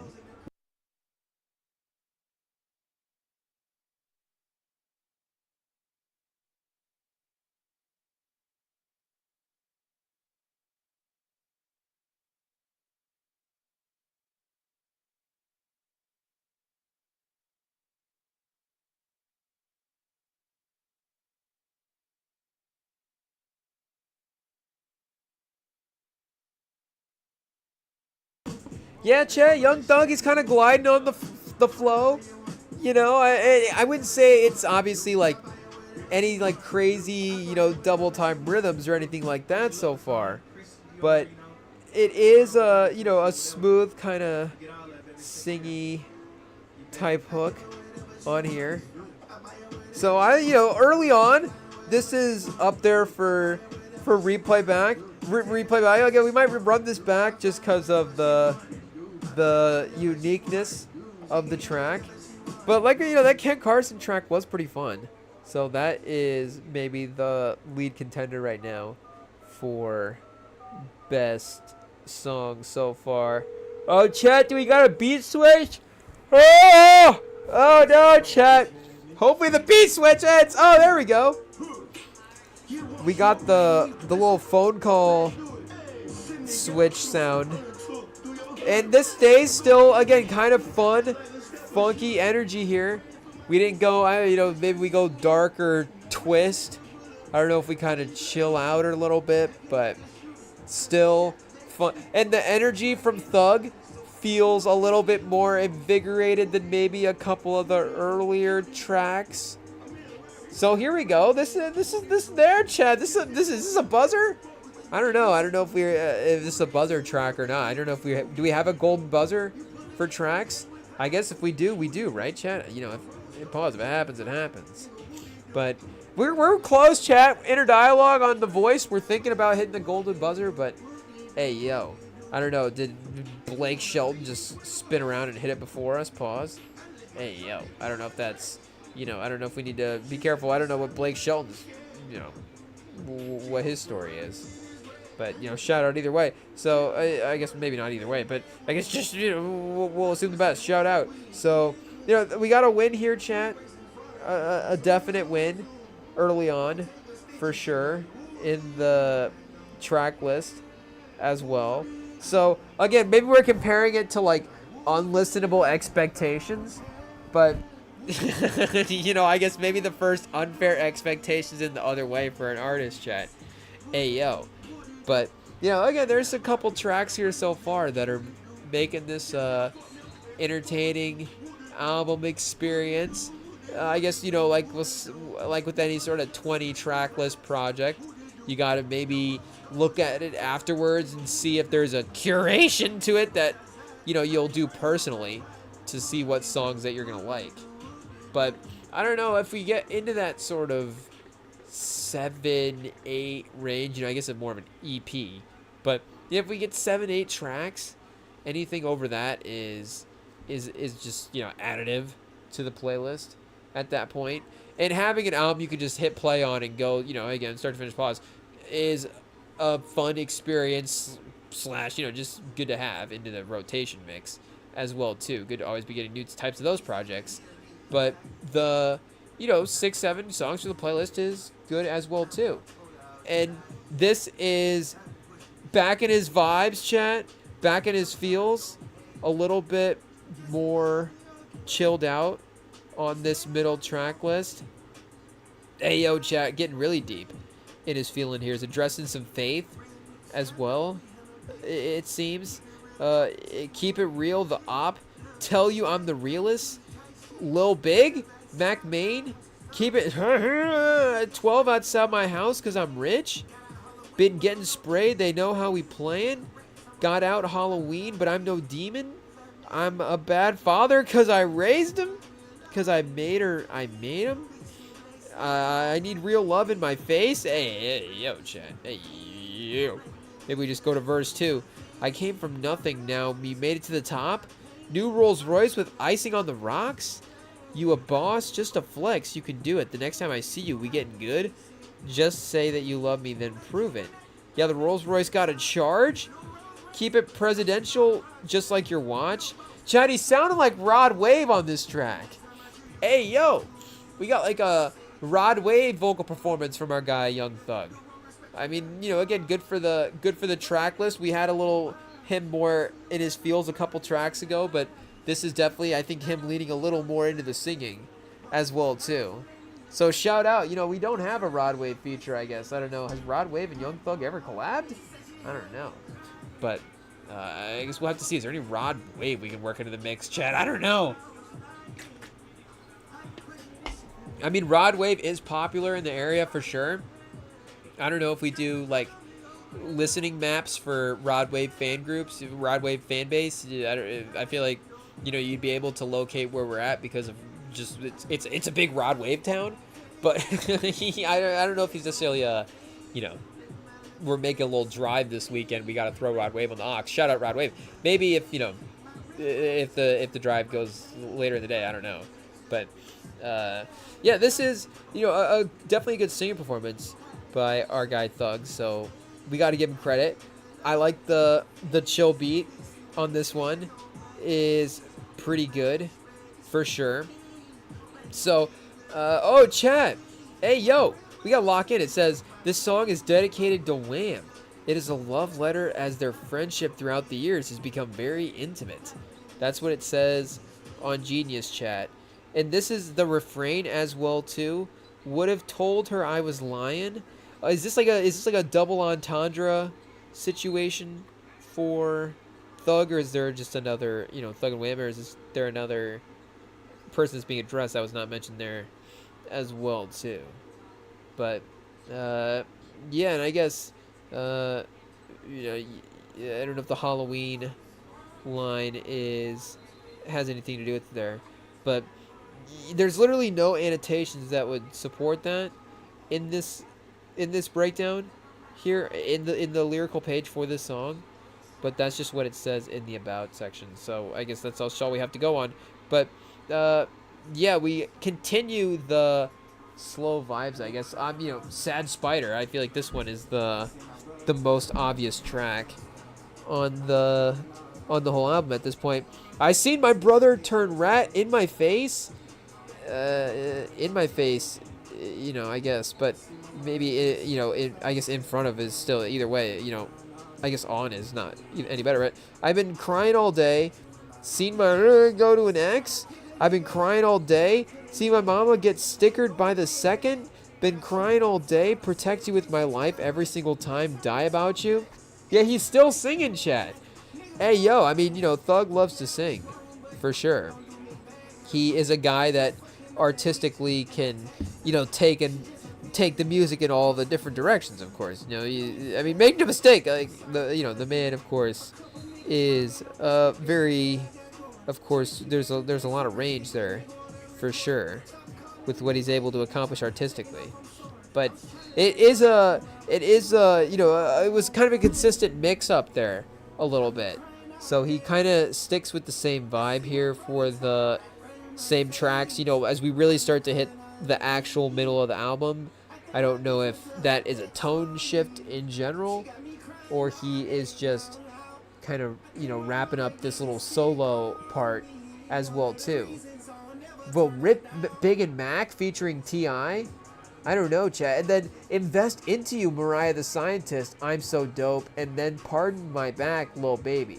So then he goes Lil Baby, Sexy Red, YNF Lucci, 21 Savage. So then maybe we get a little more energy back on the track list there. So yeah, we could see a couple more chill tracks here with, you know, T.I. being on a more of a commemorative beat would be cool, and then Mariah the Scientist after that could definitely keep up a low-key sort of R&B chill vibe.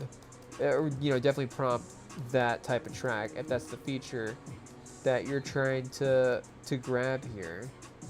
But this is, I guess, you know, you don't know if you would call it R&B, but I guess just in terms of, you know, more slower, laid-back, chiller type stuff. Not to say that I guess R&B is, you know, always that as well too. But, you know, this is, you know, maybe we should have used our Broadway reference for this one, because Sad Spider is more of a Rod Wave name as well too than I guess maybe some of the other ones on the track list. So, again, shout out the Rod Wave influence for Young Thug. He's been Young Thug's been an influential guy his entire career, but it may be Rod Wave influenced by Young Thug, chat. But Young Thug paid it back with a couple of the performances here, and the little vocal sample choir outro situation.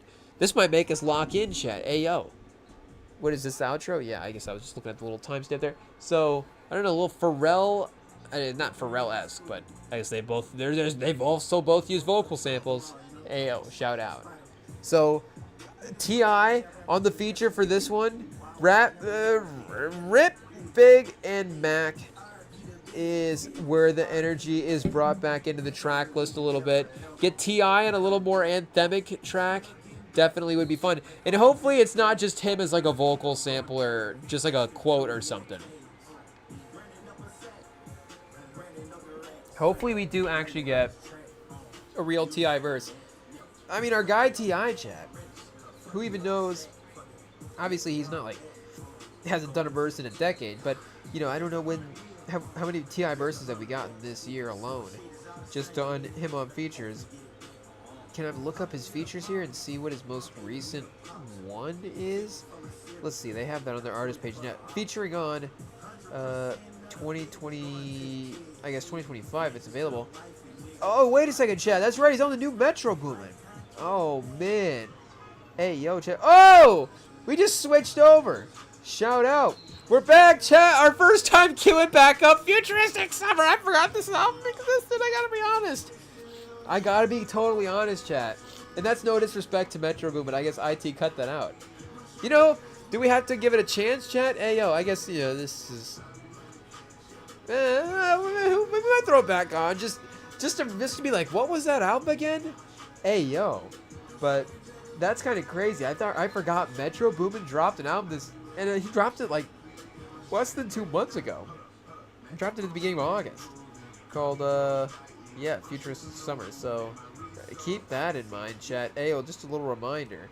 But let's go back. Okay, wait a second. We've got Rip, Big, and Mac here. I guess we're somewhere here in the track list. Okay, we're skipping ahead. Minute 8, chat. That sounds about right. Obviously, we really like this song, but we just gotta, go back right to where we left off, of course. So, wait, we gotta also go back to the T.I. research here and see when his last feature was in the Spotify streaming listings here. Revenge of the Dreamers. Which track is he on for Revenge of the Dreamers? Let me see here, chat. DM us at Rem and Sam Pod. Which track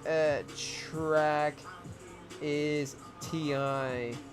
on?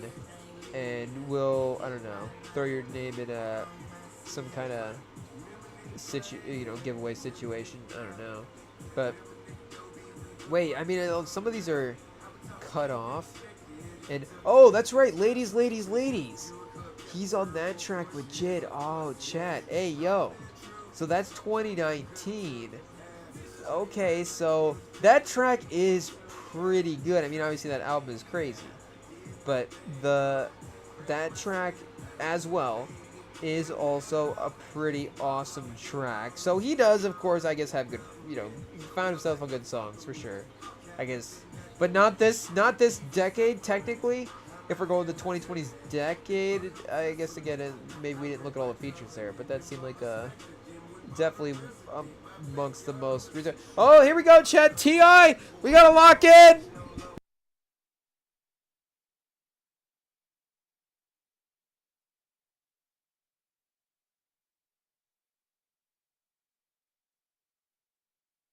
Oh, chat, they got the kind of bass focus part of the song.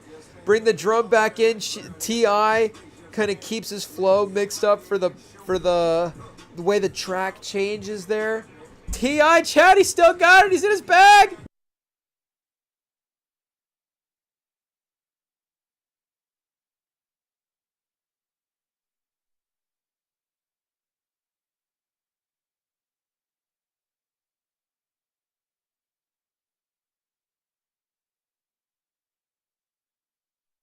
Okay, chat, is this going to be the first live run back? Hey, yo.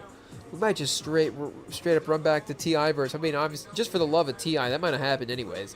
If it was a bad verse, I don't know. Well, no, we might have honestly skipped it. It just moved on and be like, wait a second, I didn't hear anything. What was that? This doesn't exist on the album. Let's just keep it moving. But fortunately, we don't have to do that here because this is good. I mean, maybe it also in contention for best verse of the album, chat. Best feature of the album at this point. Who was the? Oh, I guess Metro on the track was the other feature that he had between Cardi and King Carson there afterwards. But I guess between those three, T.I.'s in the lead, chat. Shout out. So Mariah the Scientist on this track, definitely a scary contender. What do we get? Like a little guitar kind of loop. The drums, chat. Nice kick in by the drums. Mariah the Scientist feels like a type, feels like would fit on this track very, very nicely, for sure. So this could be some, great curation by our guy, Young Thug, for this one as well. And this is a little bit more of the Young Thug type singing than it does feel. Again, I don't know why it struck us as like Rod Wave this last time, but it did feel a little along those lines with those other couple of solo types that we mentioned as well. Oh, Chad, this is also Metro Boomin as well. So shout out. This is a couple of the stronger productions off of the album. I don't know if we have one that has quite jumped out as like a major favorite so far, but definitely so far a lot of, like we're saying, positive tracks as well too. And who knows, this speaker, us talking over it, the earbuds in, there's a lot of reasons why we might not be hearing all the elements of the song for sure. But it doesn't seem like it has been, of course, like craziest samples and stuff for this one. But this, like we're saying, the sort of low-key loop definitely fits the vibe of the track so far. And Mariah the Scientist, speaking of singing, ayo, we get the crazy, of course, Mariah the Scientist vocals, and the tempo just smooth over the beat so far. Again, you could see her kind of probably having something like, some kind of drum situation similar to this in the mix already. But this is different, of course, than the feature that we just got from T.I., where he is barn up on the track. But it is pound for pound right up there as well too. And I don't know, T.I., unfortunately, didn't say he didn't have Metro Boomin production to go with the track, but he still kind of crushed it anyways. But I think, the beat just being a little bit upper, it's top tier, obviously best in the business, and then the best in the business wouldn't hop on it, definitely makes a ton of sense. But I guess this one has some new producers on it. For the album anyways, like I'm saying. Newer for the new names for the album. FBG Goat, Baby YXD. So new names for me as well too. But this has like a tension build at the beginning of the track. The drum drop, beat drop, kicking in, but still early enough on. It is a pretty short intro for just the whole thing, but it is an effective setup. The energy is restored, like we're saying, in this track. It's solo again as well too. So wait, let me see if is this about to hit the feature run? It is, Chad. So if we're gonna divide this album into like maybe, and I don't know, we were dividing up the Cardi B album into some sort of different situations as well too. We thought, maybe the first 2/3 or so of that album are pretty crazy to just listen to you could just kind of almost hit play and just listen through that entire first part of it. Like we're saying, almost 2/3 to a lot of it there.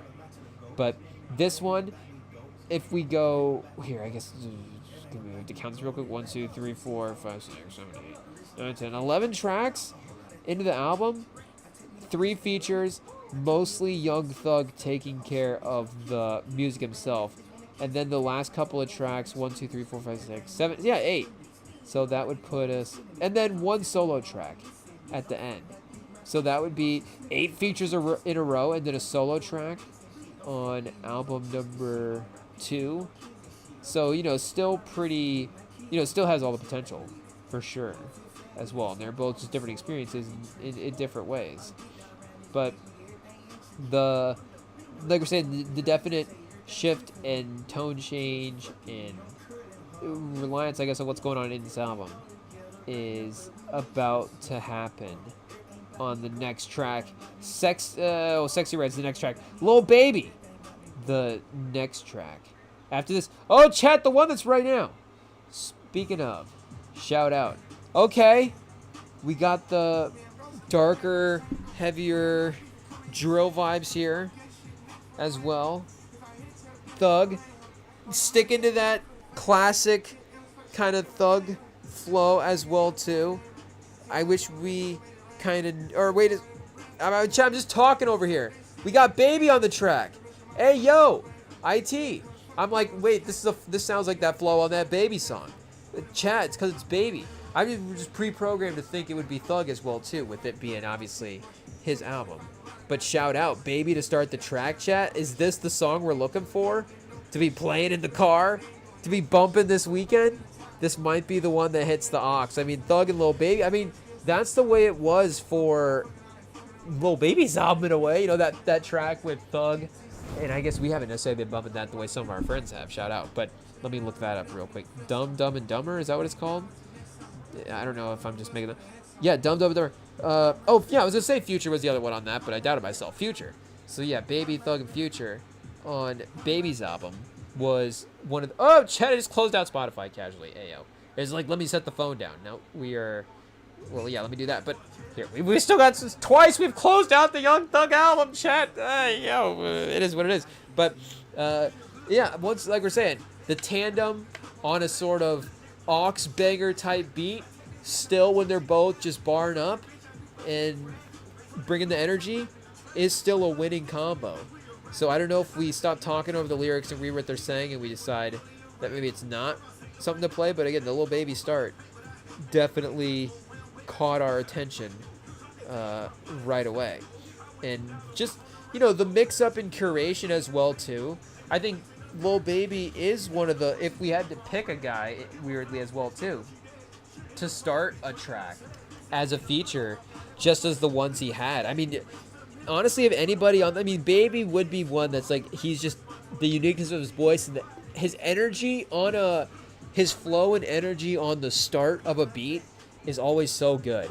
So, but as well too, for that to be kind of a mix up and break in the feature setting is a good use of, again, his verse placement in the track list as well too. So that is definitely the first golden buzzer track for sure, chat. We know that one will definitely be in the playlist and be making playlist, cue that one up, rotation stuff as well too.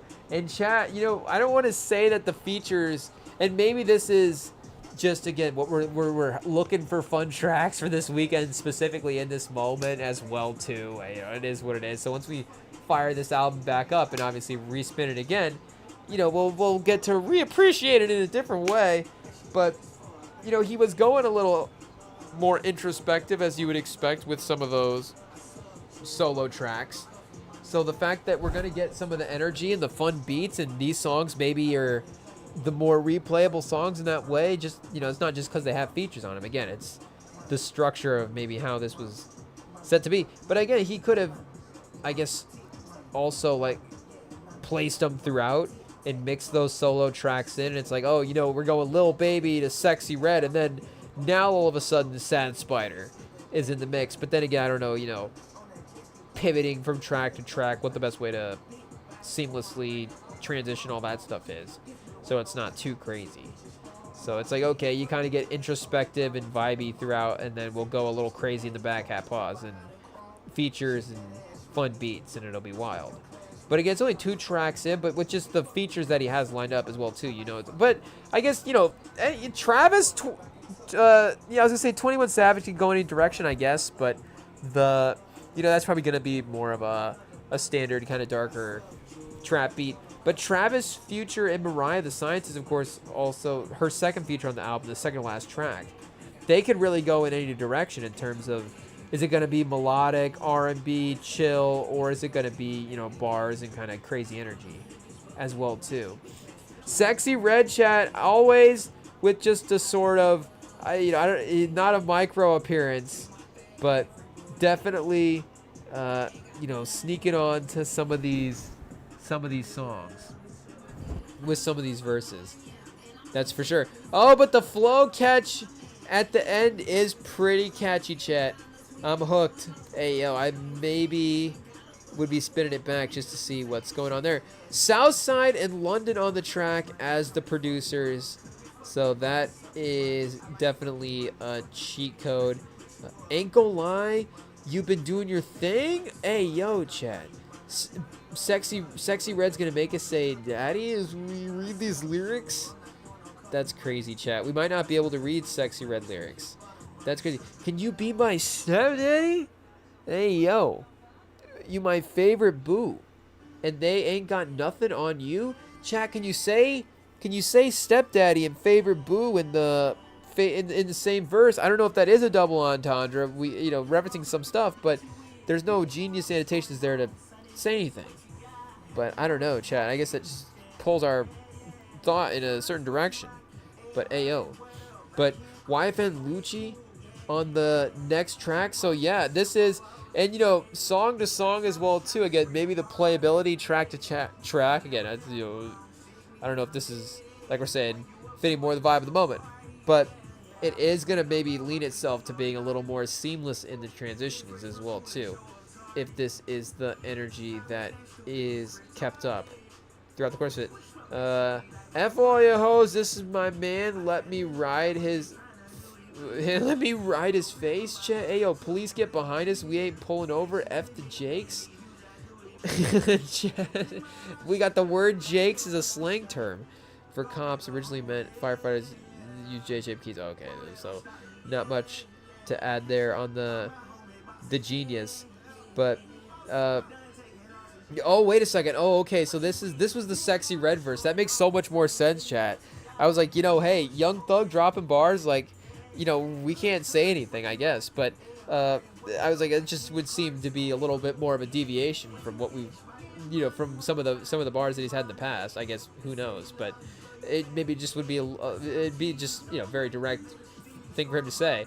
But you know, and again, he's been riding, you know, pause, but it's been a lot of conversation of, obviously, this is my guy, this is not my guy. So, you know, the bar, F all you hoes, this my man, like, that bar is probably in this here from Young Thug a couple of times. So, shout out, I guess, maybe followed up with, Andy let me ride his face. Probably, I don't know if Young Thug says that later on or not. But Sexy Red maybe saying that is makes a little bit more sense. But shout out, I guess we just missed the Lucci feature as well too. TM88, Marco Lentz on production for this one. I like the anthemic horns kind of in the middle there popping in, is pretty fun. We haven't really had that kind of we haven't really had those horny, yo, chat, we just had some horny bars the last time. The horns on the production like that. So, you know, newish type beat is fun. My wrist game's stupid. We heard. Can you rhyme? Oh, Tardy Bob Marley. I was going to say, can you rhyme with Bob Marley? But gnarly, tardy, tarded, and Marley, chat. Really, it kind of, you know, forcing that one in there. Pause. I don't know about that, but Fell in love, just trying to do it big. Don't know real love, my brother. Tell me what it is. They should have nicknamed me Huge. I do it big. Hey, yo, chat. I don't know. Is that a bar to something? You know, Young Thug is referencing there. Won't let him stop me. Yeah, yeah. All my homies bosses. Yeah, yeah. We don't take losses. Yeah, yeah. There we go, chat. Is it a bar for that verse there? Lucci, what's he saying? Hey, what that is? 5,500 for it. Shopping, bought her everything plus the store. Every time we re-upped, I gotta tell him we need 1,000 more. Hey, chat, we can't even deny the energy of this track. We obviously have to look up production to start. Oh, 21 Savage on this one, chat. This is gonna be a keeper as well too. Hey, yo, he might have to release some alternate cover versions of the album and do like a part 2, disc 2 with an alternate cover. The features, you know, the Scuddy, the features, and just have some of these high energy tracks all on one sort of track list together. I don't know if an artist would ever sort of recurate their own, cut their own out, you know, edit their own album like that. Here's the I guess the unexpanded edition, chat. Has anybody ever dropped the flaccid edition of the album? This is the flaccid edition. I took a couple tracks out. But yeah, LeBron dropped the deluxe track. He's like, here's 2 more for you. We're like, here's 2 less for you. I don't know, reinventing the game. But a couple of these, I guess we just know where to hit play at in the track list. London on the track, chat. You know, I guess Ayo, basic. We're just saying Metro Boom and give him credit for everything. But yeah, obviously the beat is crazy. The flow from Thug seemed like it was killing it on the verses to start as well too. We got a little interlude here before we hit the Savage verse, chat. The beat drop for the Savage verse. We got a little ASAP here. I ain't ASAP. These ain't blanks. This Kel Tech. The Rari came geeked. I'm on vacation riding on a scooter, but I'm street. All my ops target practice. Pin him to a tree. Supercharge the motor. 12 know that I'm a flea. If I send a blitz, they go know that it was me. We can't use a gun. We put Fetty in his weed. All these hoes go, man, I know how it be. You can't hate a player. When he call it how he see, she was doing you got down on that knee. Mob business. Get smacked. Yeah, capiche. Walk him down like a dog without a leash. You respect that belt, then keep the peace. Savage, keep a stick. I'm from the East. Chat, he did obviously string that rhyme out almost the entire verse, but I think he did it pretty effectively as well. You know, I guess the overkill, sometimes we can be overkill and rhyming the same word as well too. But he did twist that rhyme out and you know, definitely made it work on that verse. So we've got Scott on this one. Is this a Scott production here? Hey, yo, bro. Oh, chat, the description and the genius annotation for Walk Down just says, bro can't miss. So this person has definitely enjoyed the full album experience as well, too, but at this point. I don't know if they click play on just the feature part as well. But this is Travis, I don't know, continuing that sort of Jack Boys, you know, experimental production here. Oh, no, Metro is the producer. Metro! Hey, yo, we gotta pause. We gotta mute the mic real. We gotta watch.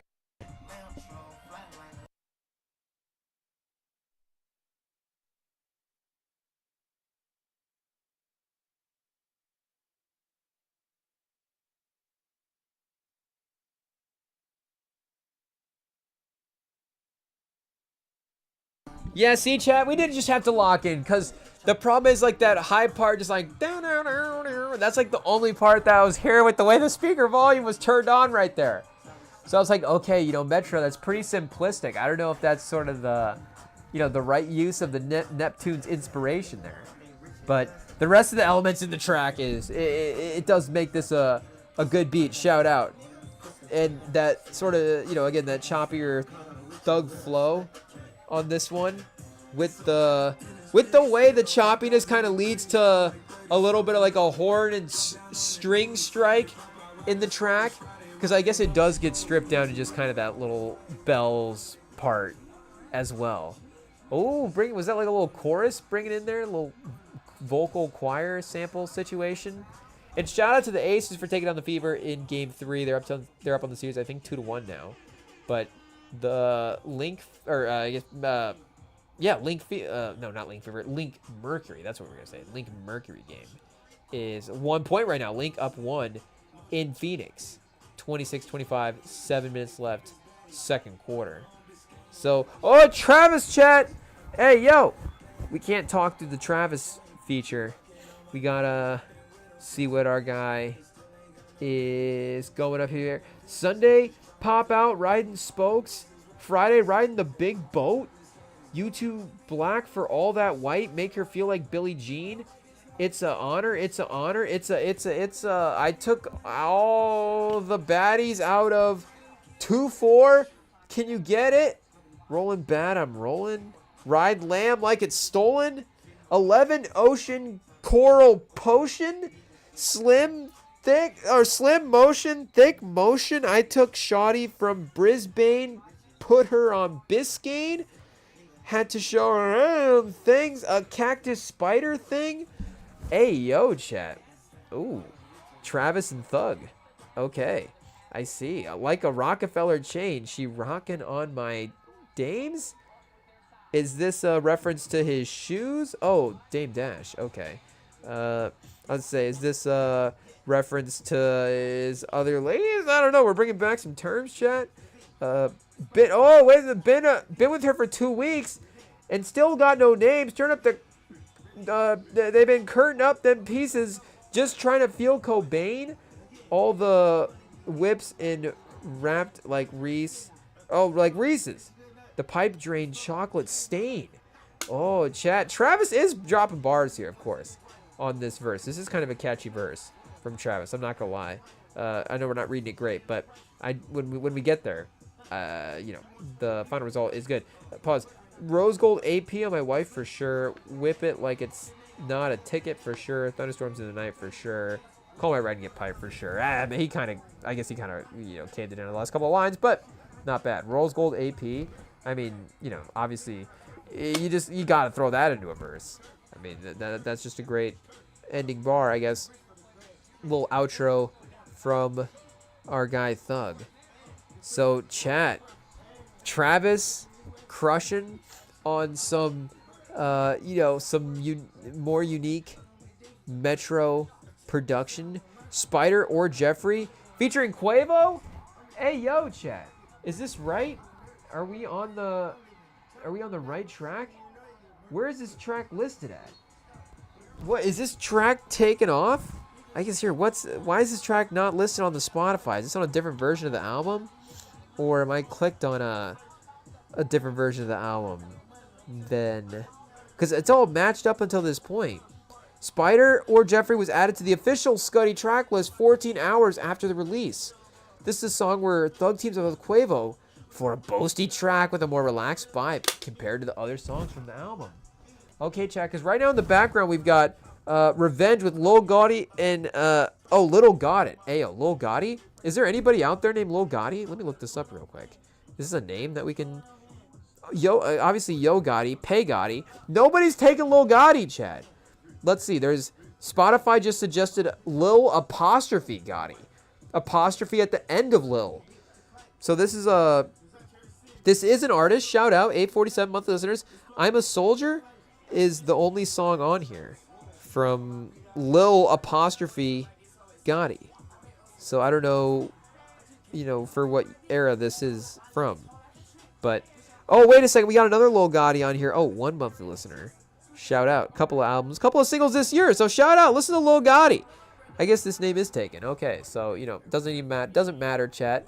Obviously, compared to other artists, if the artist's name is the name, then that is what it is. So, I don't know if we gotta find this Spider or Jeffrey track, though, and see what we got here. Let me re-click on the album and see what's going on. Yeah, chat, it's not on Spotify.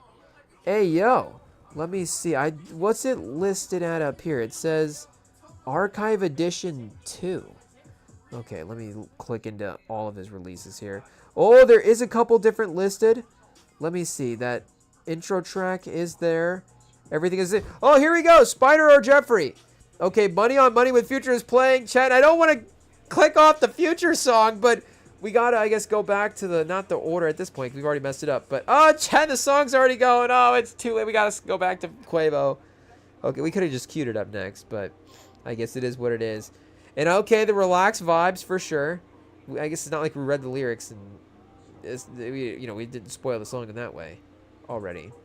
But Quavo's got some, some good expectations to live up to here. That energy in the last track was pretty good from those features as well, too. So, Travis, 21, Sexy Red, Lil Baby, you got the names here for sure. Quavo added into the mix. That's fun. We are, speaking of, we're already getting the, 2 more chat. Hey, yo. Doug already giving us 1 and 2 in the process. Who's the next feature that he can add on here? Is he saving the second one for Gunna, chat? I don't know. Can that be added on? Can they go back in time in a couple years and re-add this one in? Oh, chat! And hey, yo, this shows you that we really don't listen to singles that much, because this one, or I guess the next Money on Money with Future was released as a single back in April. Hey, yo.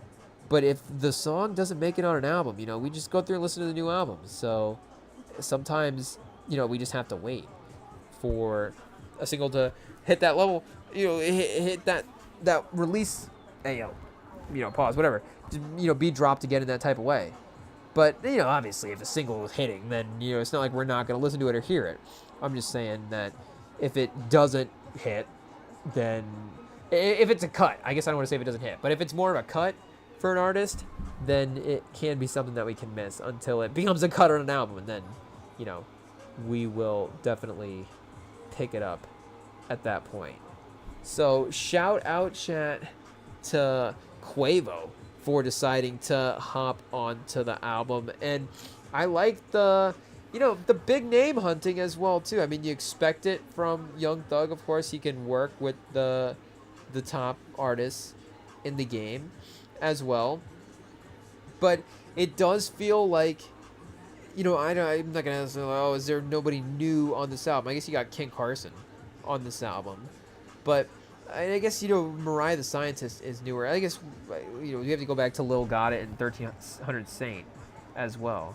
But again, this is the cast of characters that we expect to be in the mix together, and we want to see these guys collaborating. So I'm never going to get sick of it, and I'm glad he's still able to bring a lot of these, people together in this way as well, too. Metro on the production at various times. Who was OT Send It on the production for this one? Here, wait, let me check it out real quick. Oh, it's almost done.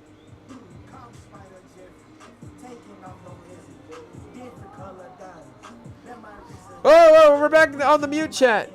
Oh, hey, yo. Okay, I think I caught it quick enough that time. We're going to have to double check again. I turned the volume back up, so make no mistake. YouTube caught it extra clear that time. We really just got to tempt them as much as possible. You really know. Okay, we're back. Are we going to run back Revenge chat? No, we got to play Future. Of course, we would definitely play it again if it wasn't for the fact that Future's track was next. It was such a great track. Shout out to Lil Gotit and 1300 Saint. But we just had to play the Future track. We have to catch up, chat. Again, it was a single. We should have played this one first. That would have been the actual order of the way the songs were dropped. So that is, sneaking it at the end. We don't need to necessarily, we get all the new songs as well, too. And I guess looking at his page as well, he dropped everything else as a single. I don't know if he's just doubling down on the album cover at that point. And is that the only reason? It's like, I don't know if these all need to be singles, chat. Hey, yo. Hey, I don't know if they all need the same artwork as well. But the stage, of course, is being set for a great track. Good beat. We expect that the future, or the feature is going to. He's been curating them well, those verses and performances so far up into this point, and I guess, it's like, was this one? I always get curious again. A track like Future, if the algorithm doesn't even recommend a double track like this, like it's got Thug and Future on it, it's like you may want to check out this single. It's like, okay, it's useless to recommend him singles at that point. Or, again, it's like just for some reason the single was so low key that I was like, don't even worry about it. Just, I guess you'll stumble across it on your own time. But again, this duo is just going to be a duo that you're going to want to hear a song from. So it might be re-listened to just because it's new material from for sure. But it is catchy. And hey, yo, Future chat, we got to listen.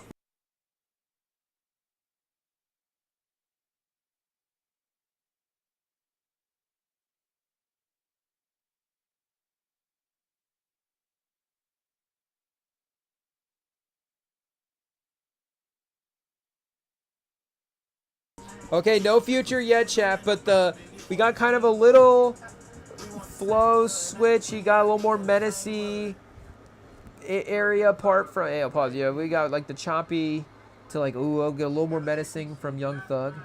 Another vocal sample to set up the feature as well, too, I'm guessing. Yep, because there's Future. And we get a little beat change? Or just an interlude part? I guess we have to go back. 21 Savage, that wasn't a beat change, right? Walk Down was still. If Walk Down might be the best, I don't know. But Pardon My Back and Walk Down are legit. And Money on Money, chat. Hey, yo, the feature, the Future feature. It is what it is. It's an A+, chat. A+ from the Future feature. The beat switch crushes. Future with just some good old school Future rapping on this one. Yeah, chat. Hey, yo, Future might just be swooping in and taking. I guess if you get the single from earlier on, I don't know if that counts as taking the track. So, I guess honorary best track for Future. But since the single released in April, we'll go here. Wait, let me double check and just make sure. It was Walk Down and the 21 Savage track, also singles as well. No, wait, Miss My Dogs, is that the last track? Yeah, this is the one people were clowning him for, unfortunately. So, I guess we'll hear this one in full for the first time. But right now, I guess it is, 21 Savage and Lil Baby battling it out for best track on the album. Shout out. So those are fun, chat. I'm down to re-listen to those. We're gonna golden buzzer those tracks and add those into the playlist right away, along with the Future feature as well too.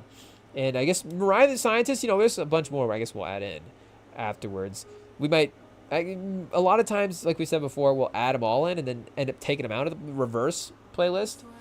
That's a term you can add into the Urban Dictionary that we use, chat. Reverse playlist. It just means that you add an album into your playlist and then take the songs out of it. Hey, yo, that's it. And then you guys can add the alternate meanings at that point. But here we go. Speaking of features starting off a track, Mariah. Hey, yo, I guess can we refer to as Mariah? I don't know if we refer to the Scientist either, but I guess Mariah the Scientist. And if you don't know why we can't refer to her as just Mariah, because Mariah Carey, obviously. But, the singing performance to start the track, the slow, drawn-out beat with kind of the spaced-out notes is a perfect setting for that. Again, we have gotten chill tracks, but we haven't really gotten as much the sort of, I don't know if laid-back positive. Is that a genre of music, chat? Laid-back positive? But just a little bit more, we're chilling. Maybe a nighttime drive type track. Something a little, more cruisy. We get the singing vocal performances. We get a passionate Young Thug verse with maybe a couple of vocal switch-ups in there, where he goes into a little singing stuff at times as well too. Yeah, there's like a little vocal sample on this beat. There's like a little bridge part. Yeah, chat, heavenly production. Hey, yo, we got another. This is a buzzer track just from this little intro section right here. Shout out. This is whoever was cooking up on this one, chat, was Gordon Ramsay in the lab here. Let's see, who do we got on the, I guess not technically the outro as well. Is this Thug on the vocals here? Hey, yo. Oh, chat, there's a 20-second song added to the end as well. It's Okay to Cry. Wait a second. Did I get that one? So that one's not even in here. What's going on, chat? And I thought, wait a second, I thought I clicked on it. Did I click onto the version again without the Quavo song? What's going on here? Okay, I'm back on the version without the Quavo song. Oh, I think it just displays if I'm playing it on both. That's it, is what it is. Nope, I'm wrong. It's not showing this one. So even on Spotify, I'm looking at a version here that has the Quavo song on it, Spider or Jeffrey, but not the It's Okay to Cry. And chat, we're just talking over an insane Young Thug performance right now. Hey, yo, we got to just be quiet and listen. Hopefully the YouTube doesn't take us down. The YouTube can't take us down for this. It's giving us the whole album at this point. Hey, yo. Chat, we might have to run that back just out of respect. That seemed like it was going pretty crazy right there. Rosen Beats, London on the track. This has got 7 producers listed on it. 9 producers. It's 2 producers and 7 more. Hey, yo. Can we get credits on this? Rosen Beats, London on the track, Southside, Wheezy, Negra, ATL Jacob, Blue Sound Room, Brando Sound, and Beats by Juco. So this track was definitely, worked on by the finest people working on the album, for sure. And the beat switches throughout, chat, the vocal performances over the different sections are really crazy.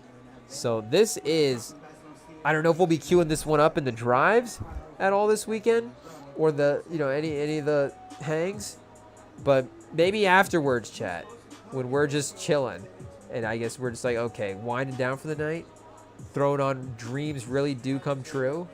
Hey, yo, chat, Young Thug, bring in the inspiration to end the album, I guess. I don't know if we're gonna roast him for any of the bars on this one. I don't know if a track like this, can it pierce through the album cover, chat, and become a track that people be inspired by, I guess. Serve Your Papa, R&B got all hits. Had enough of rocking the black I'm Going Rose kit. Got nothing on your wrist and your arm and on your necklace. Yeah, you steady complaining, but you ain't fixed yet. $500,000 for the Richard, but the right time on my Rolex. Playing rich. Playing by rich rule, we can kick it up a lot of M's. I promise you my kid's straight. I guess that one we're just going to stumble through, chat. Hey, yo. It is what it is. I guess the outro, maybe the Dreams Really Do Come. I guess we can't really even get the Young Thug vocal performances. That's why he's special as well, too, chat. But was there a hidden feature on this? No, wait, that just says part 2. Okay, I was like, what artist was being listed there? But Thug and Mariah carrying us out beautifully as well, too. And he knew to put this one before, I guess, Miss My Dogs, which, again, we haven't heard yet, but did see people were definitely making fun of him a little bit at dropping this track. So this song was first publicized to his Twitter account. Young Thug is apologizing to his closest friends in the rap industry due to jail calls being leaked in which he is gossiping on them, and he's also thankful for all that they've done. Man, I miss my dogs. Thugger mentioned such people as Drake, 21 Savage, Future, Lil Baby. I mean, a lot of people he got to work here with, and he is also telling his former girlfriend Mariah the Scientist that he is sorry. Oh, wait a second. I just dropped in a picture here and moved everything around. Let me see what it says when we scroll down. It said that he is sorry because the conversation where he allegedly admits about cheating on her. In the video illustrating the song, Young Thug shares footages of intimate moments with his loved ones cited as a reminder of the good moments they had together. He also announced the release of his upcoming album on September 19th. He's like, my bad, and for more of my apologies, God bless the Queen. She never got to hear my album. Listen to it on September 19th. Shout out. Verse 7. I guess these are short verses, but I haven't seen verse 7 on a rap song on Genius. I don't think ever, chat. I don't know how many songs ever have a verse 7. there's 7 different parts of a song, sure, but to get to a 7th verse, I guess again with no choruses or whatever. Drizzy, you my brother. You know I ain't going against you. I got manners. Everything you did for the rap community, I can't ban you. Never diss you. Came to visit me at Cobb County like my kin do. F this jail call. You know the other calls we had. Trying to get you, Metro, and Pluto on the same page. The internet don't know about it. 'Cause real don't say. Real do, and I learned that from you. We had our differences, but Cash came through and got us on the phone. Like, why you and Cash beefing? He got us on the phone. He pulled up to my home. Ever since y'all differences, it never passed dawn. It's darkness every day. I called Metro on the phone and told him, let it go. You can ask him what I say. Brother, some of y'all biggest hits together. The chemistry been there. I don't care what they say. Yeah, he's just talking at this point, chat. This isn't even a verse. This isn't even a rhyme. Hey, yo. He's literally just like, Drizzy, like, yo, you and Metro, like, need to just drop some songs together. I mean, I don't know. Is production where Drake is struggling right now?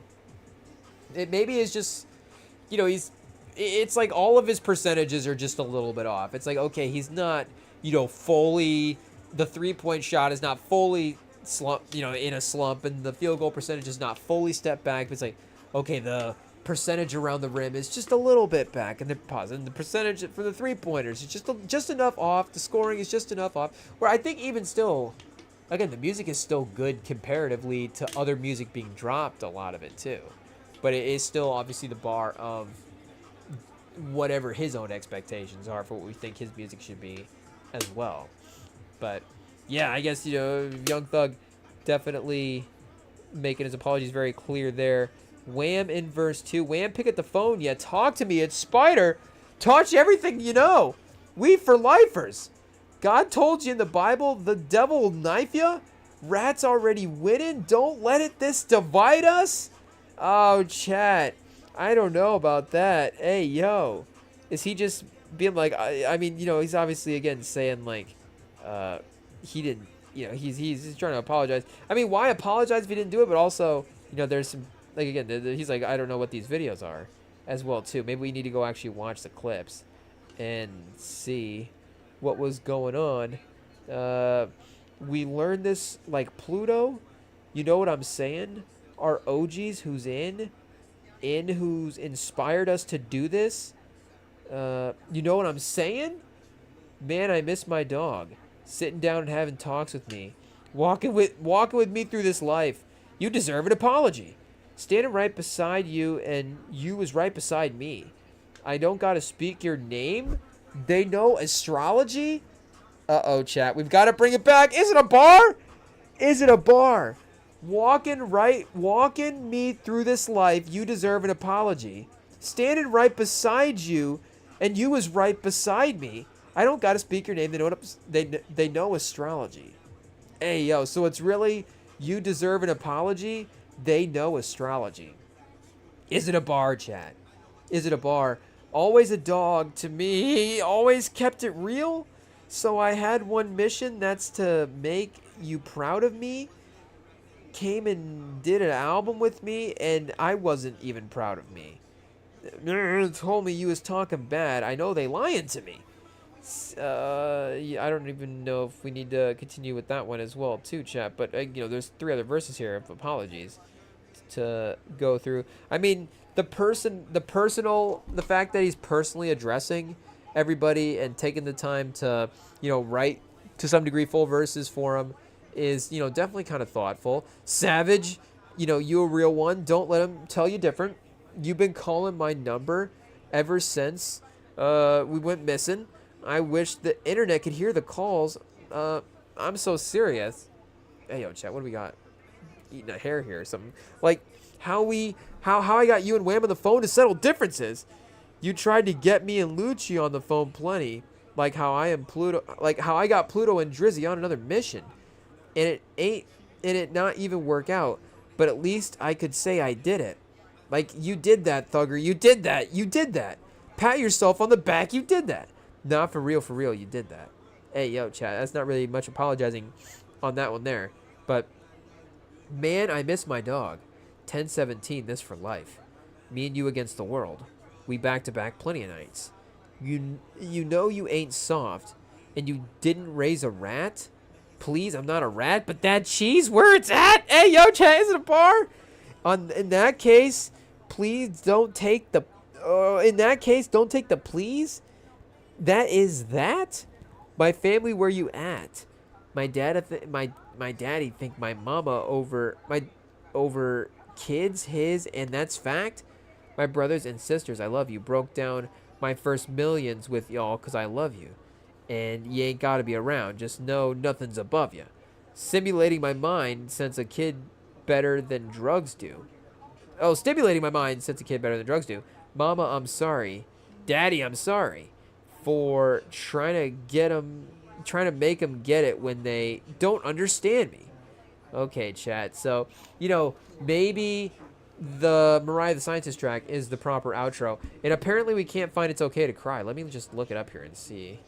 It's Okay to Cry. Let me see if it's just on Spotify. Somewhere else. Thug? No. It's not on Spotify, so let me click on it and see if it says if it's just like an Apple Music exclusive. I don't know if he's got a contract situation.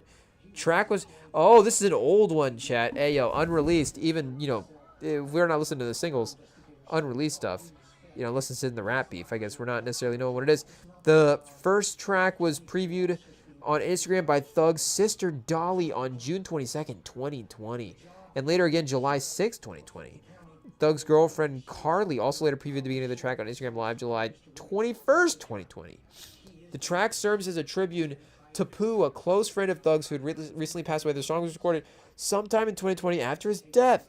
The track was eventually leaked online in February 2021. Oh, okay. So it doesn't say, I guess the nature of this existing on streaming or in context with this album. But a sweet tribute to end the album. And I really hope that, I guess that would be on, hopefully streaming in a way that he would wish to honor the people. Yeah, I guess, just in general, the legacy of those he's mentioning would be honored in the way that he would be appropriate or, hope would happen because of that there.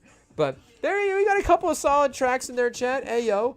We got a couple of rotations for the aux, for sure. Shout out to Thug. We've been waiting for the album. He was saying he was going to drop it. He finally dropped it. And like we were saying, a couple of collaborations that are definitely going to be added into the mix is something we were hoping for. I don't know if we got as many playlist songs out of this as we wanted, but we got the ones we got were definitely very good. So those will be exciting, and we can replay a song enough to make up for the fact that I guess we didn't get enough.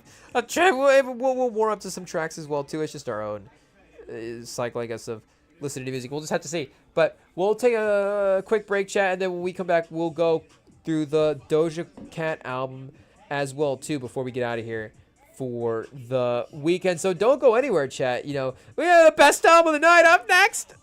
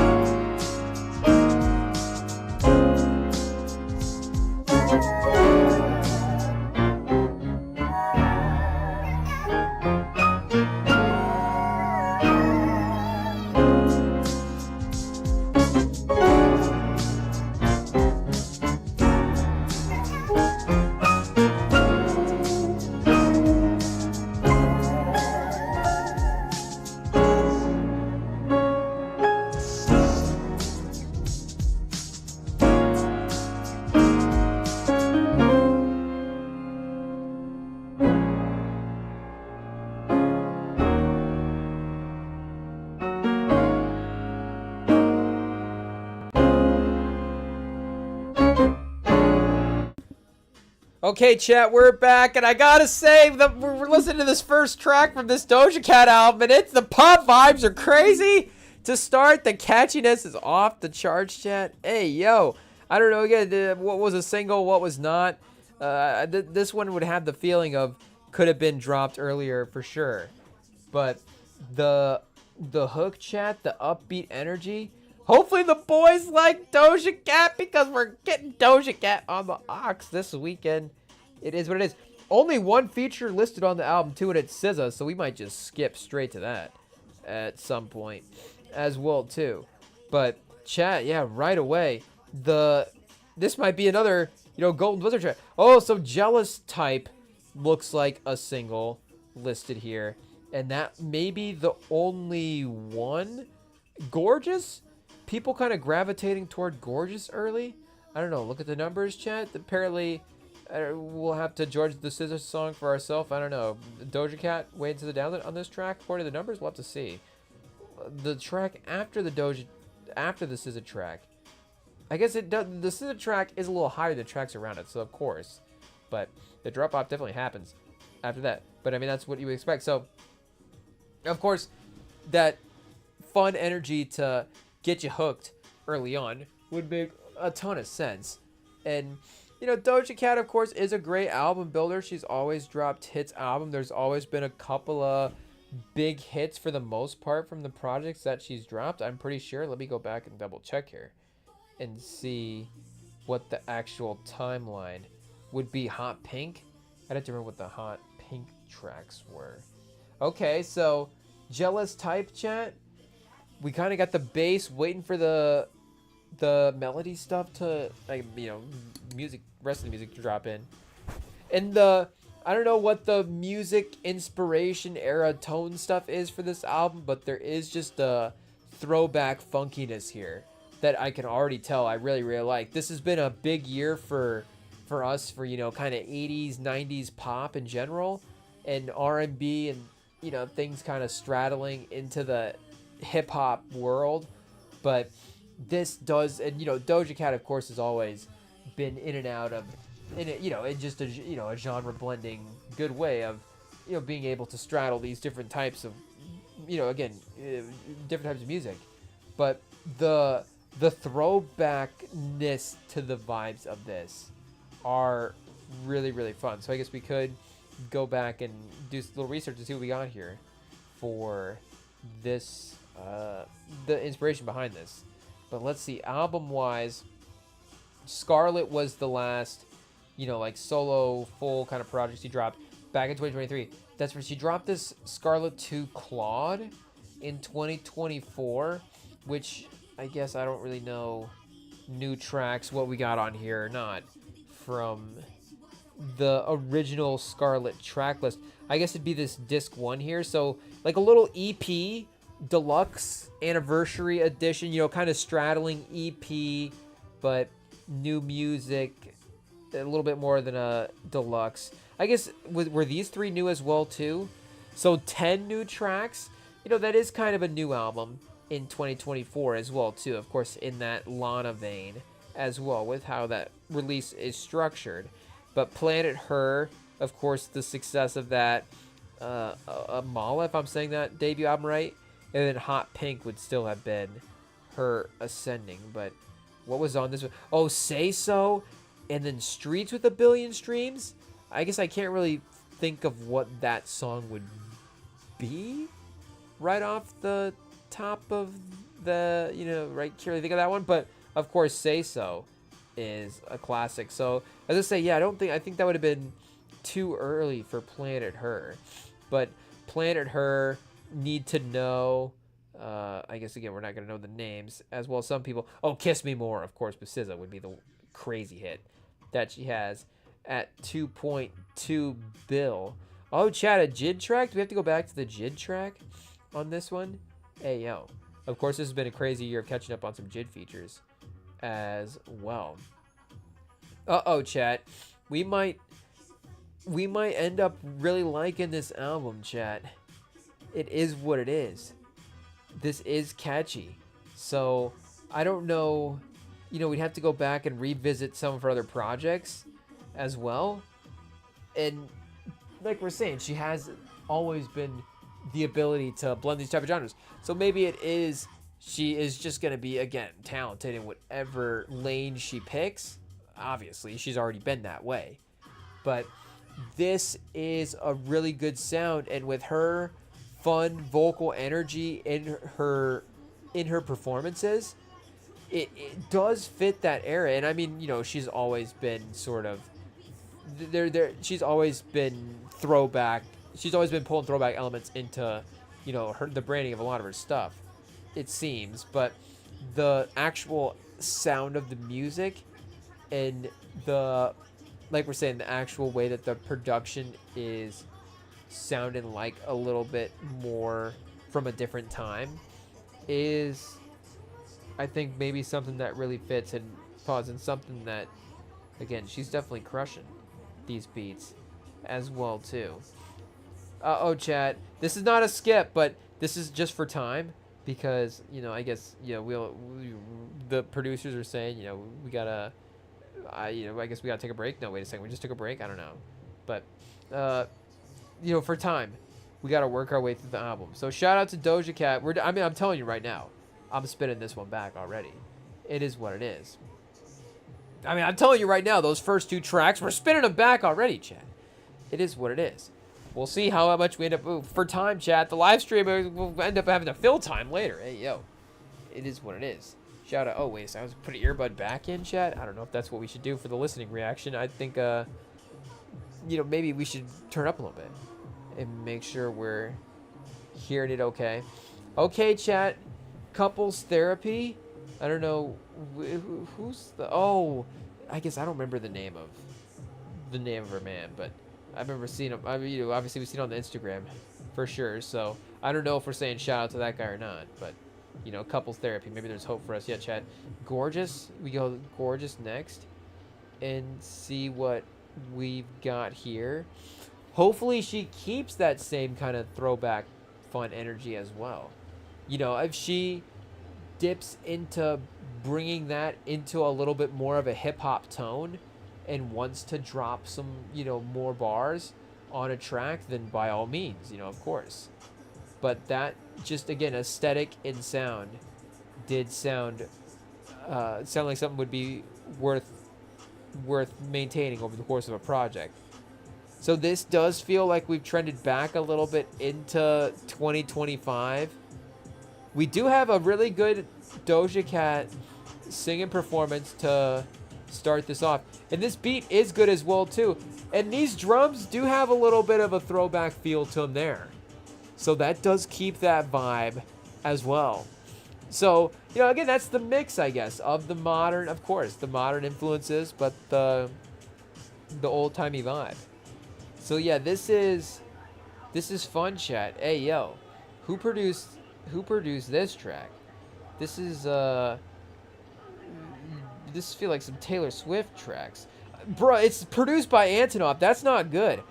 That shows you literally how dominant Taylor Swift is. Because I don't play Taylor Swift songs, and I know that this song sounds like a Jack Antonoff song. That's literally how dominant this man is right now. There's always a guy that just is running the game, chat. It was... What do we have? I don't know what the timeline is, but the Ronson was everywhere. The Neptunes, there was that point where the Neptunes, 70% of the Neptunes tracks were, 70% of the radio was produced by the Neptunes. And Antonov is to the point where, I don't even have to know what I just know okay, Antonov works with this person, and this kind of sounds like something this person might have in their. So hey, yo, Chad, shout out to Jack Antonoff for just running the game right now, and just I guess again, man, anything pop, it's is it just Antonoff? But I guess it is what it is. I don't know how many times we'll be able to get a producer right like that, but even again, I guess maybe it goes to some of the other producers as well too, which is I don't want to say variety, but I guess. If a guy cut a sample a certain way, I guess you might know an Alchemist beat if you heard a certain type of beat. You might be like, oh yeah, Alchemist produced this one, or something like that. But there is something with the pop energy that can be a little bit more distinct like that. Neptunes is I guess they can lean into pop energy. And back then, pop was that Neptune's hip hop, I guess.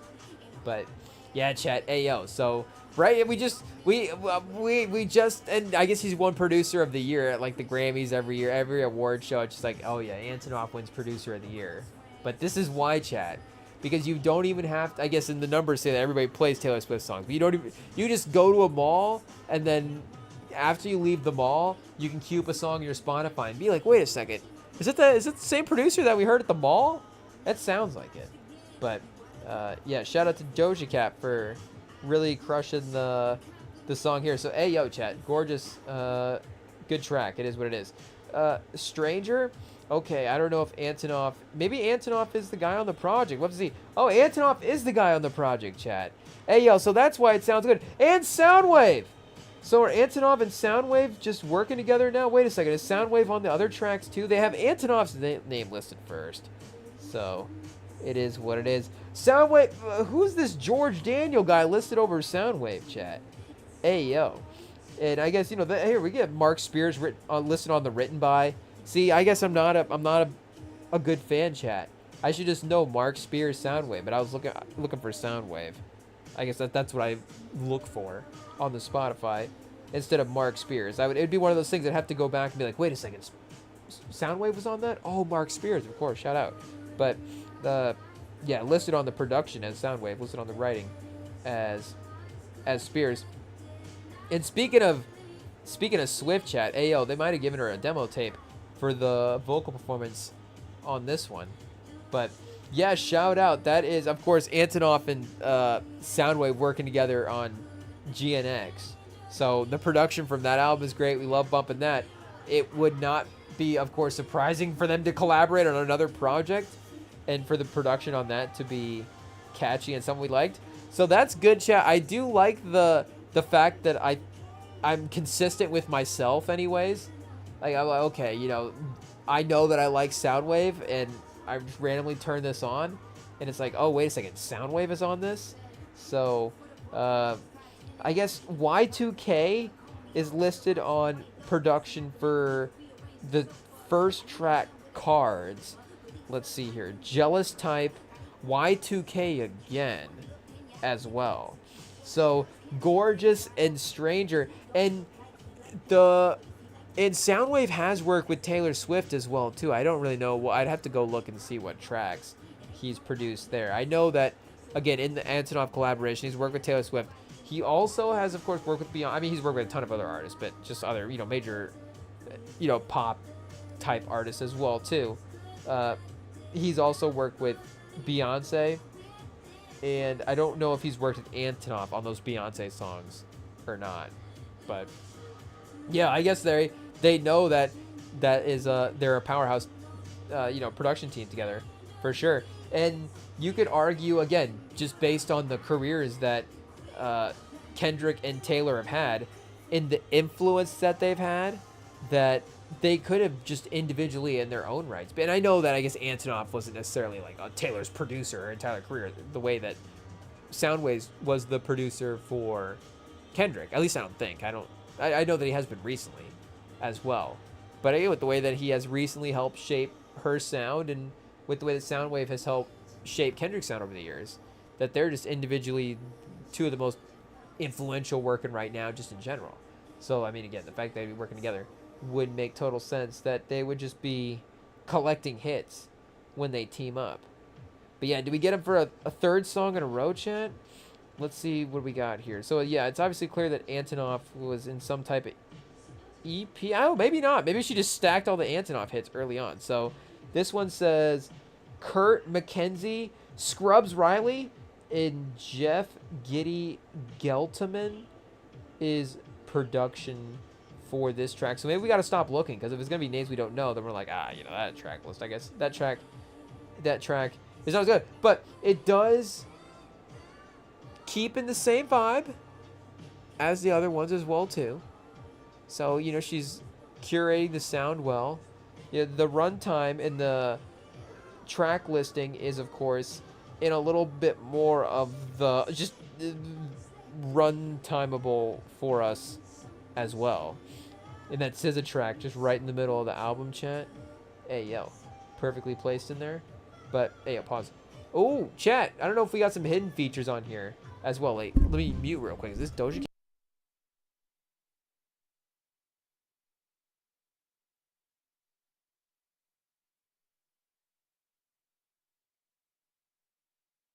Hey, yo, chat. Crushing the vocal performances. This is crazy. I mean, chat, it's rude. It's rude to skip through the album. I guess we just gotta let it play out.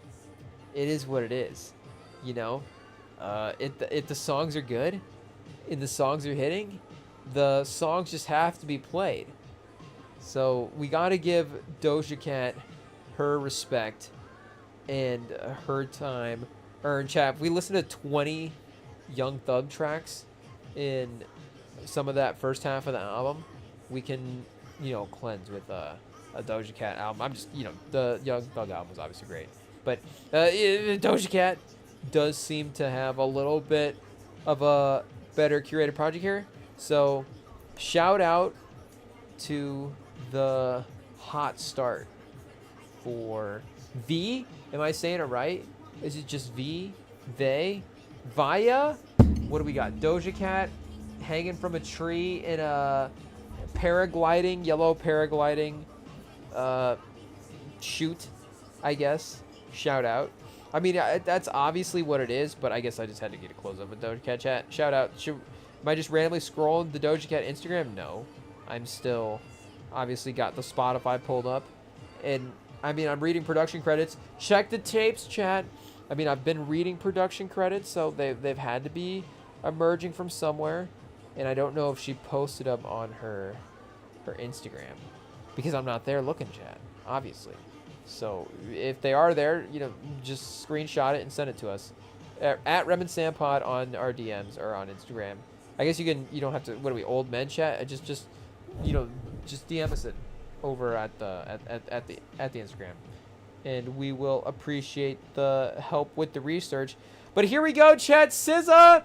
This one, I don't know if we just risk it all for SZA. I guess again we'll be risking a strike at this point, so we don't want to. We got to be here Sunday. Tune back in when we're here Sunday, of course, following along for the week 4 mark of the NFL season and the Sunday afternoon games. But in order to do that, we're gonna not necessarily need to get taken out by copyright. So we got to mute wireless.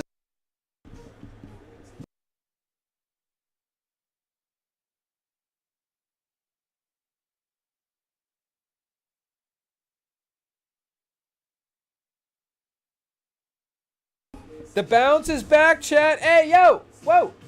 I don't know if that's just because SZA is on the track, but just in terms of the beat, chat, in terms of the funkiness of the track, like we're saying, the bounce is back. Hey, yo, we get a little back and forth here as well. Of course, chat, it is what it is. I mean, I guess Antonoff's a good producer, so this is Antonoff back on the track. And SZA and Doja Cat are good artists. So this is probably just going to be a good song.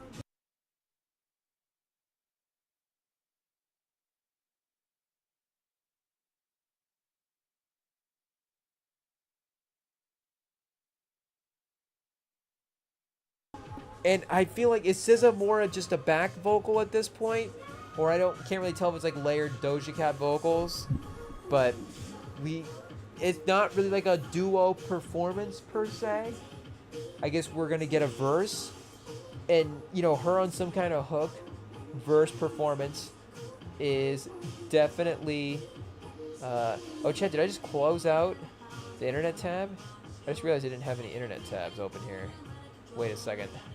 Let me get this reprogrammed here. Oh, there we go, chat. SZA. She's on. We got a performance. Wait a second. I got to just check his internet page locked and loaded here. Oh, wait a second. I don't know how to click buttons, chat. Oh, there we go. Look at that. We are good to go. Chat, we're going to dance around to this SZA track real quick. Give us a second.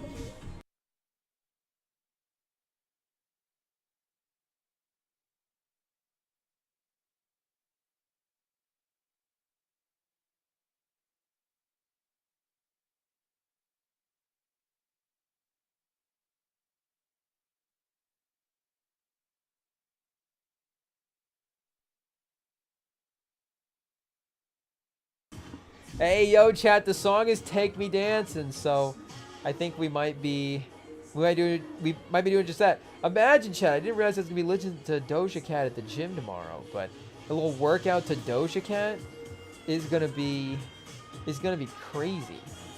But I mean the way we'll be dancing around, we might not even get to the workout. The workout is just going to be us dancing, honestly, at this point. The vibes are too crazy.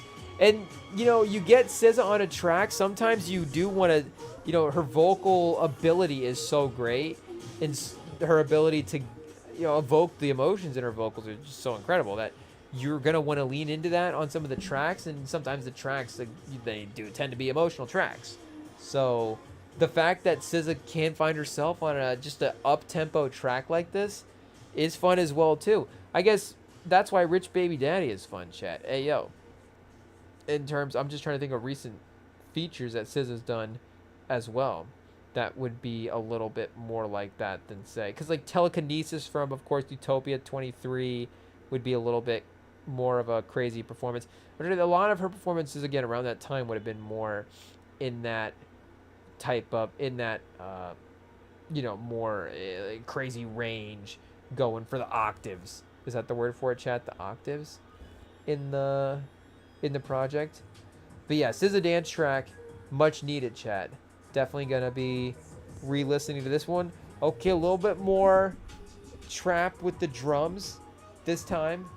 Getting serious, chat.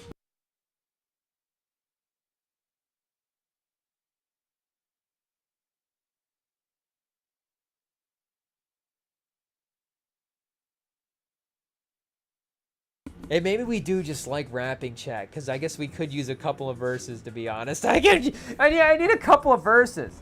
Maybe that's just personal. Is that what we want to kind of, again, just kind of what we want to sing along to in a sing-along situation? I guess, again, if it is that kind of, because like singing out to SZA is fun. So at some point, I guess, in an upbeat track. But these hooks are all super catchy, so these would be super fun as well, too. We can't necessarily complain about that.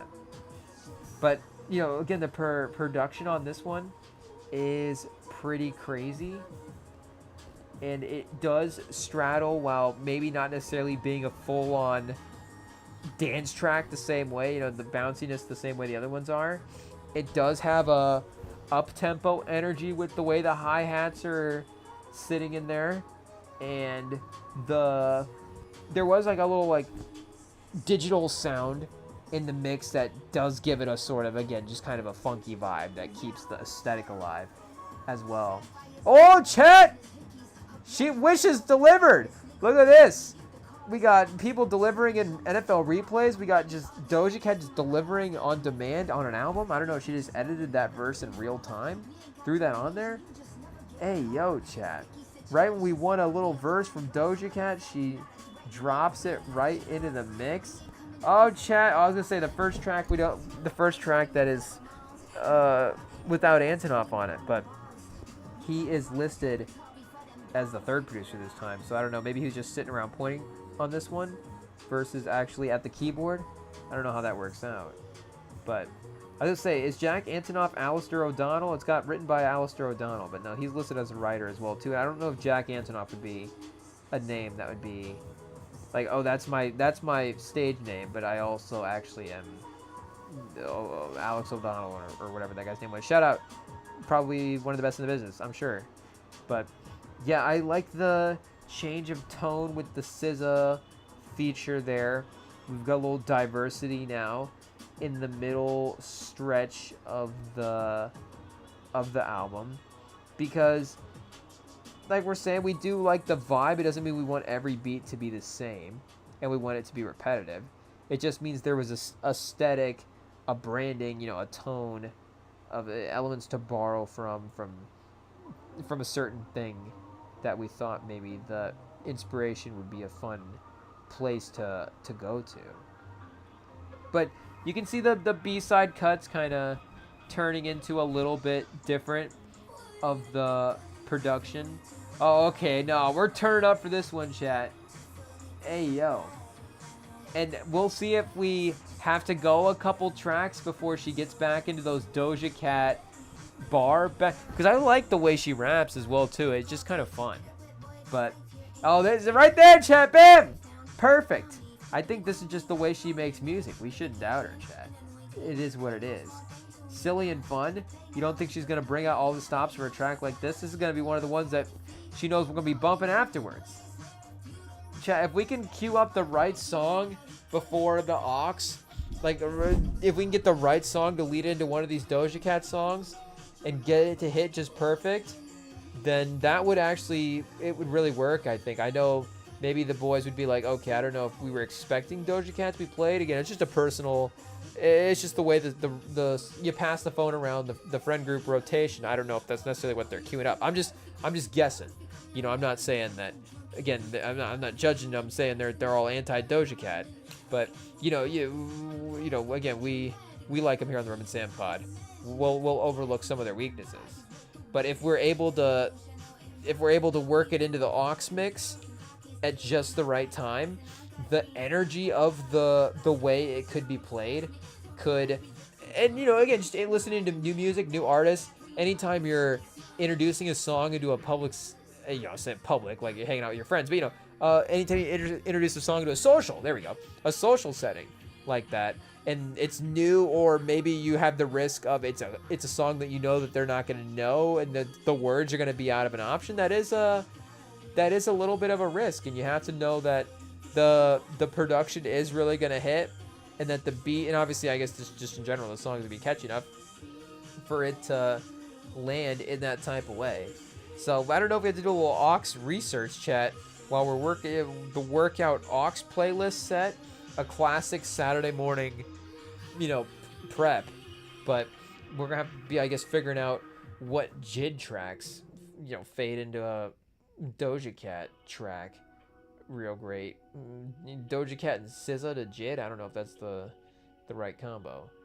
But this one might be for the personal rotation, chat. Seems like we're going for vibes, introspection, a little bit of a, I don't know what the sample cut on this would be.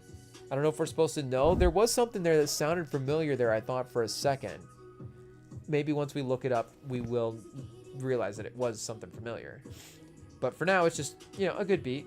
I'm not saying just a good beat. I mean, you know, for now, it's a sample, we just don't know. But, and just the fact that it's just in a quality beat. But yeah, a nice, again, laid back, psychedelic vibe. It feels like some of the more chill hits have kind of trended a little bit more in the classic Doja Cat lane, and then mix it in some of those upbeat dance cuts, which is a good mix. And I do like this cut in the track list as well too. I don't know, would we, you know, and again, it's just like how many artists are you bumping in a day? Like who's making the cut for this rotation? I don't know. You know, we're driving along at night. You got a couple minutes, I guess. You know, in Midwest, you're moving around pretty quick. You're playing like 4 songs. Is this gonna be one of the 4 songs queued up? You know, it's close, chat. The vibiness of the production. To be honest, you know, maybe like this into that Cash Cobain Cardi B song. Hey, yo, chat.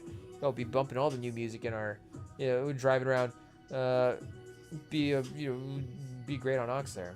But the pivot here is great placement and feels like a nice B cut second half type song to have in the mix here.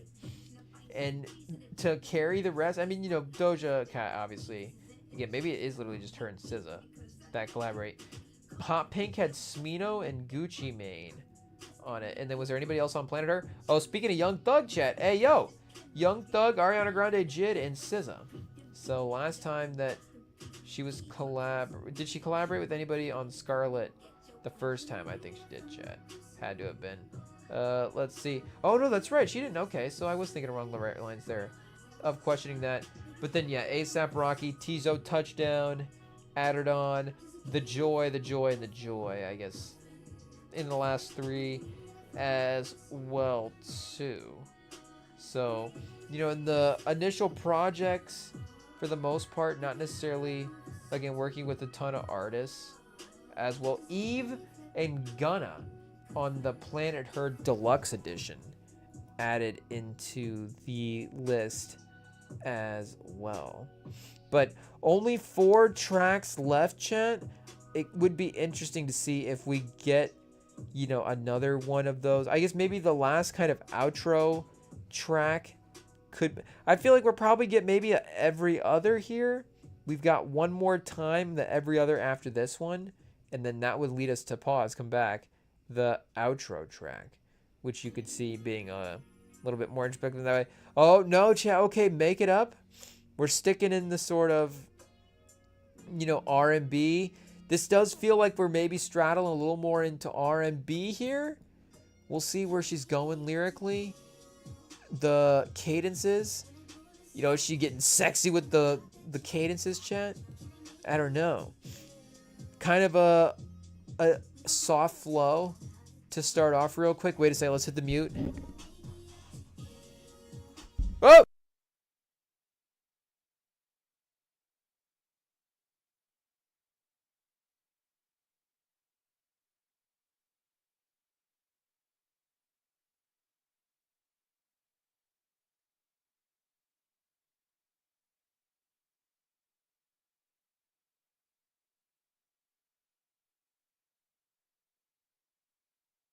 It does feel along the same lines, of course, of the last track that we got, but the flows are a little bit different, so there is uniqueness to this track, additive value, and she's switching the flows back and forth pretty nicely in the, you know, just some subtle kind of, I guess, maybe not even flow switching, but kind of almost just, I guess, you know, is this a pause, like moving through flows? I don't know. But, you know, just kind of subtly moving through different types of cadences throughout the course of the verses, and then kind of working into a hook where she's not necessarily doing the high-pitched vocal performance hook on this one. It is a little bit more of just a easier kind of chill hook, which I kind of like. I feel like we haven't really gotten that yet on the album, to be honest. So again, we're only 4 tracks left at this point.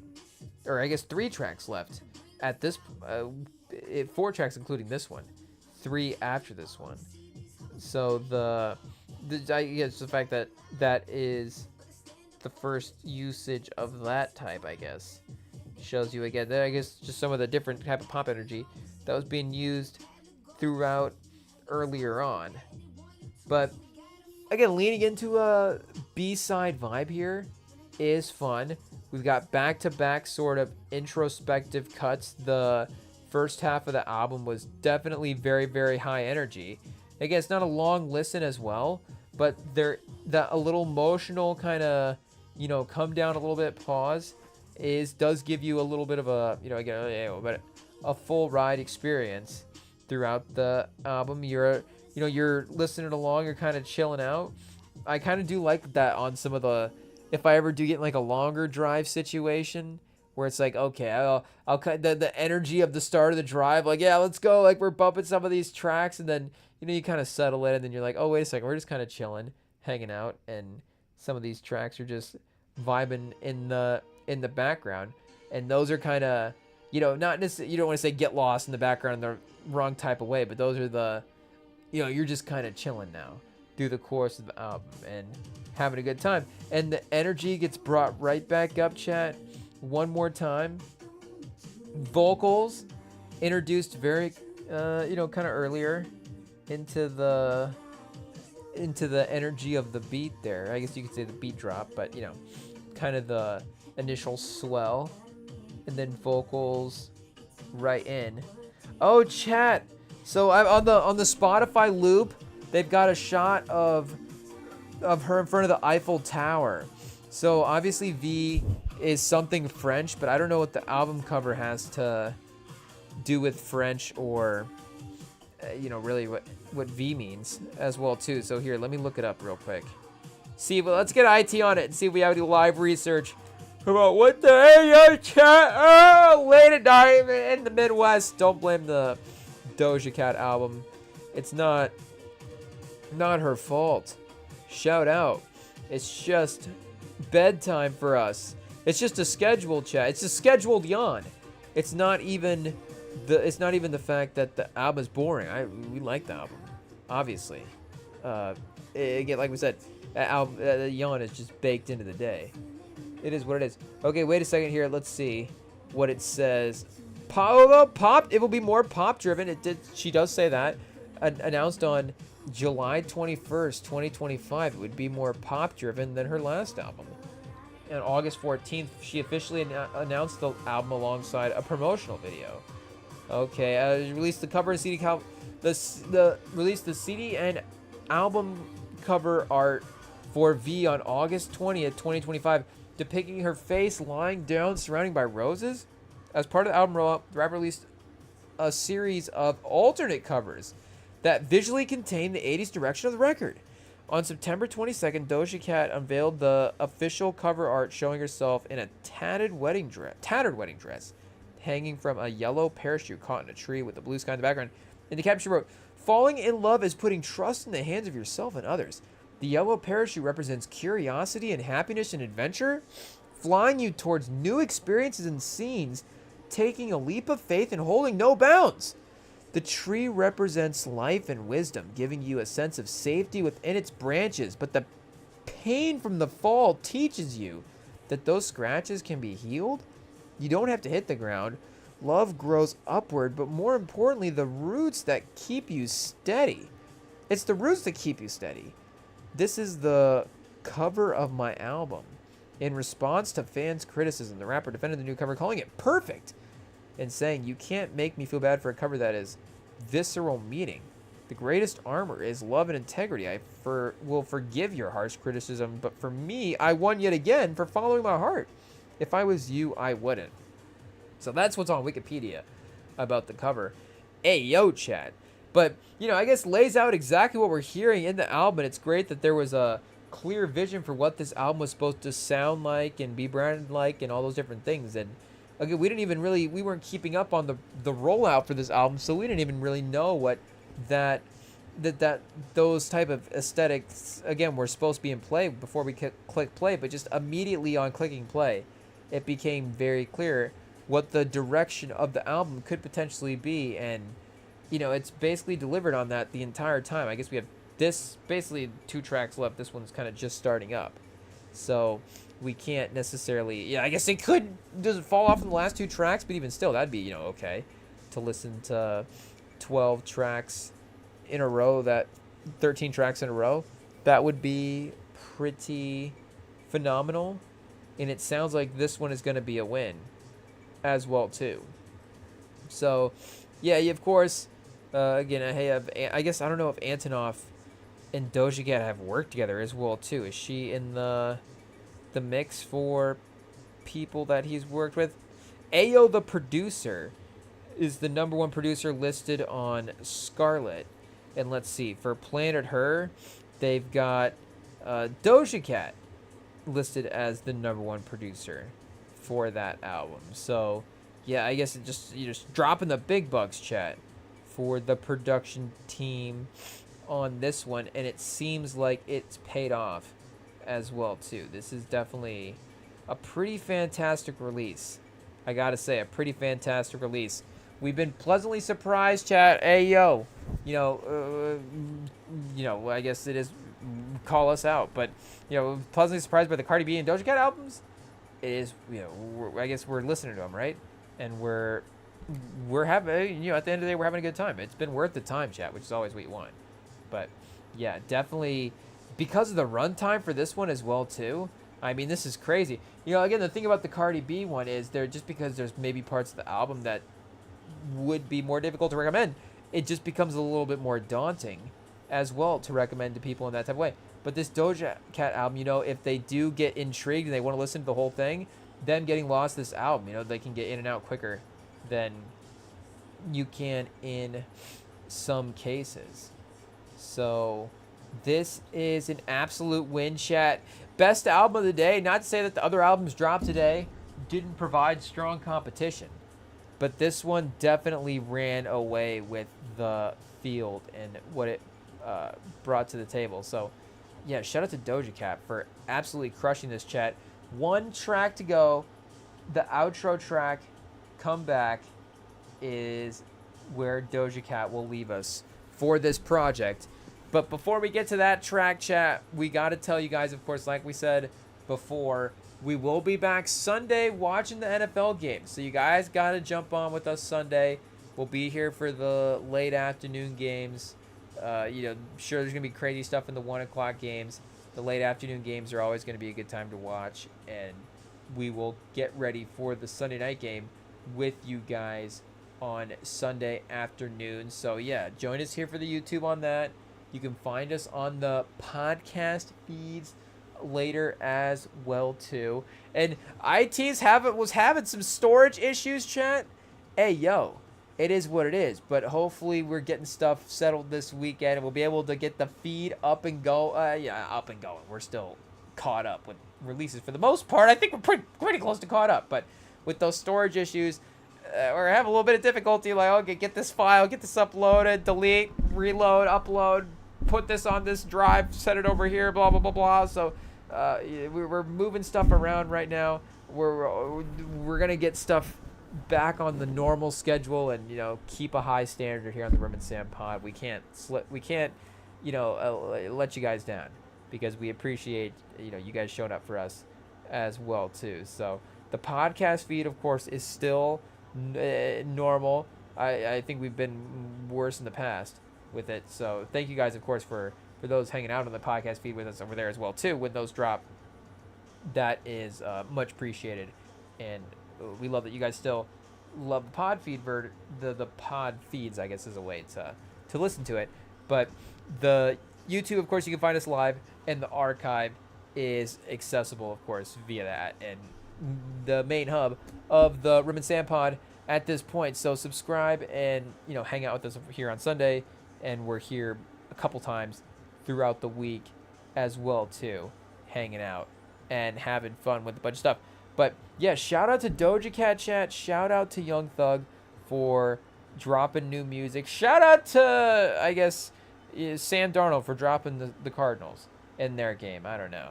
But yeah, like I said, we will be back this week. So go enjoy your weekends, chat. Go have a good time. I guess enjoy the rest of your night first, but also the weekends as well too. And we will reconvene for Sunday. I mean, we didn't even mention, of course, the fact that Saturday is just going to be a great football day in general with all of the high-level matchups. So, I mean, there'll be a lot of scores to go through, chat, about the Saturday games, just based on that alone. So, yeah, if the point wasn't made, did we say it already? How many times do we have to say it? Join us Sunday? Okay, that's the quota, chat. That's the last time they said we had to get it. That's the old that they said that's the last time we have to say you have to join us for the Sunday live stream here on the YouTube. No more will we say you join us Sunday for the live stream here on the YouTube. It is what it is. We're done saying join Sunday live for the. Okay, IT, we're done. Peace.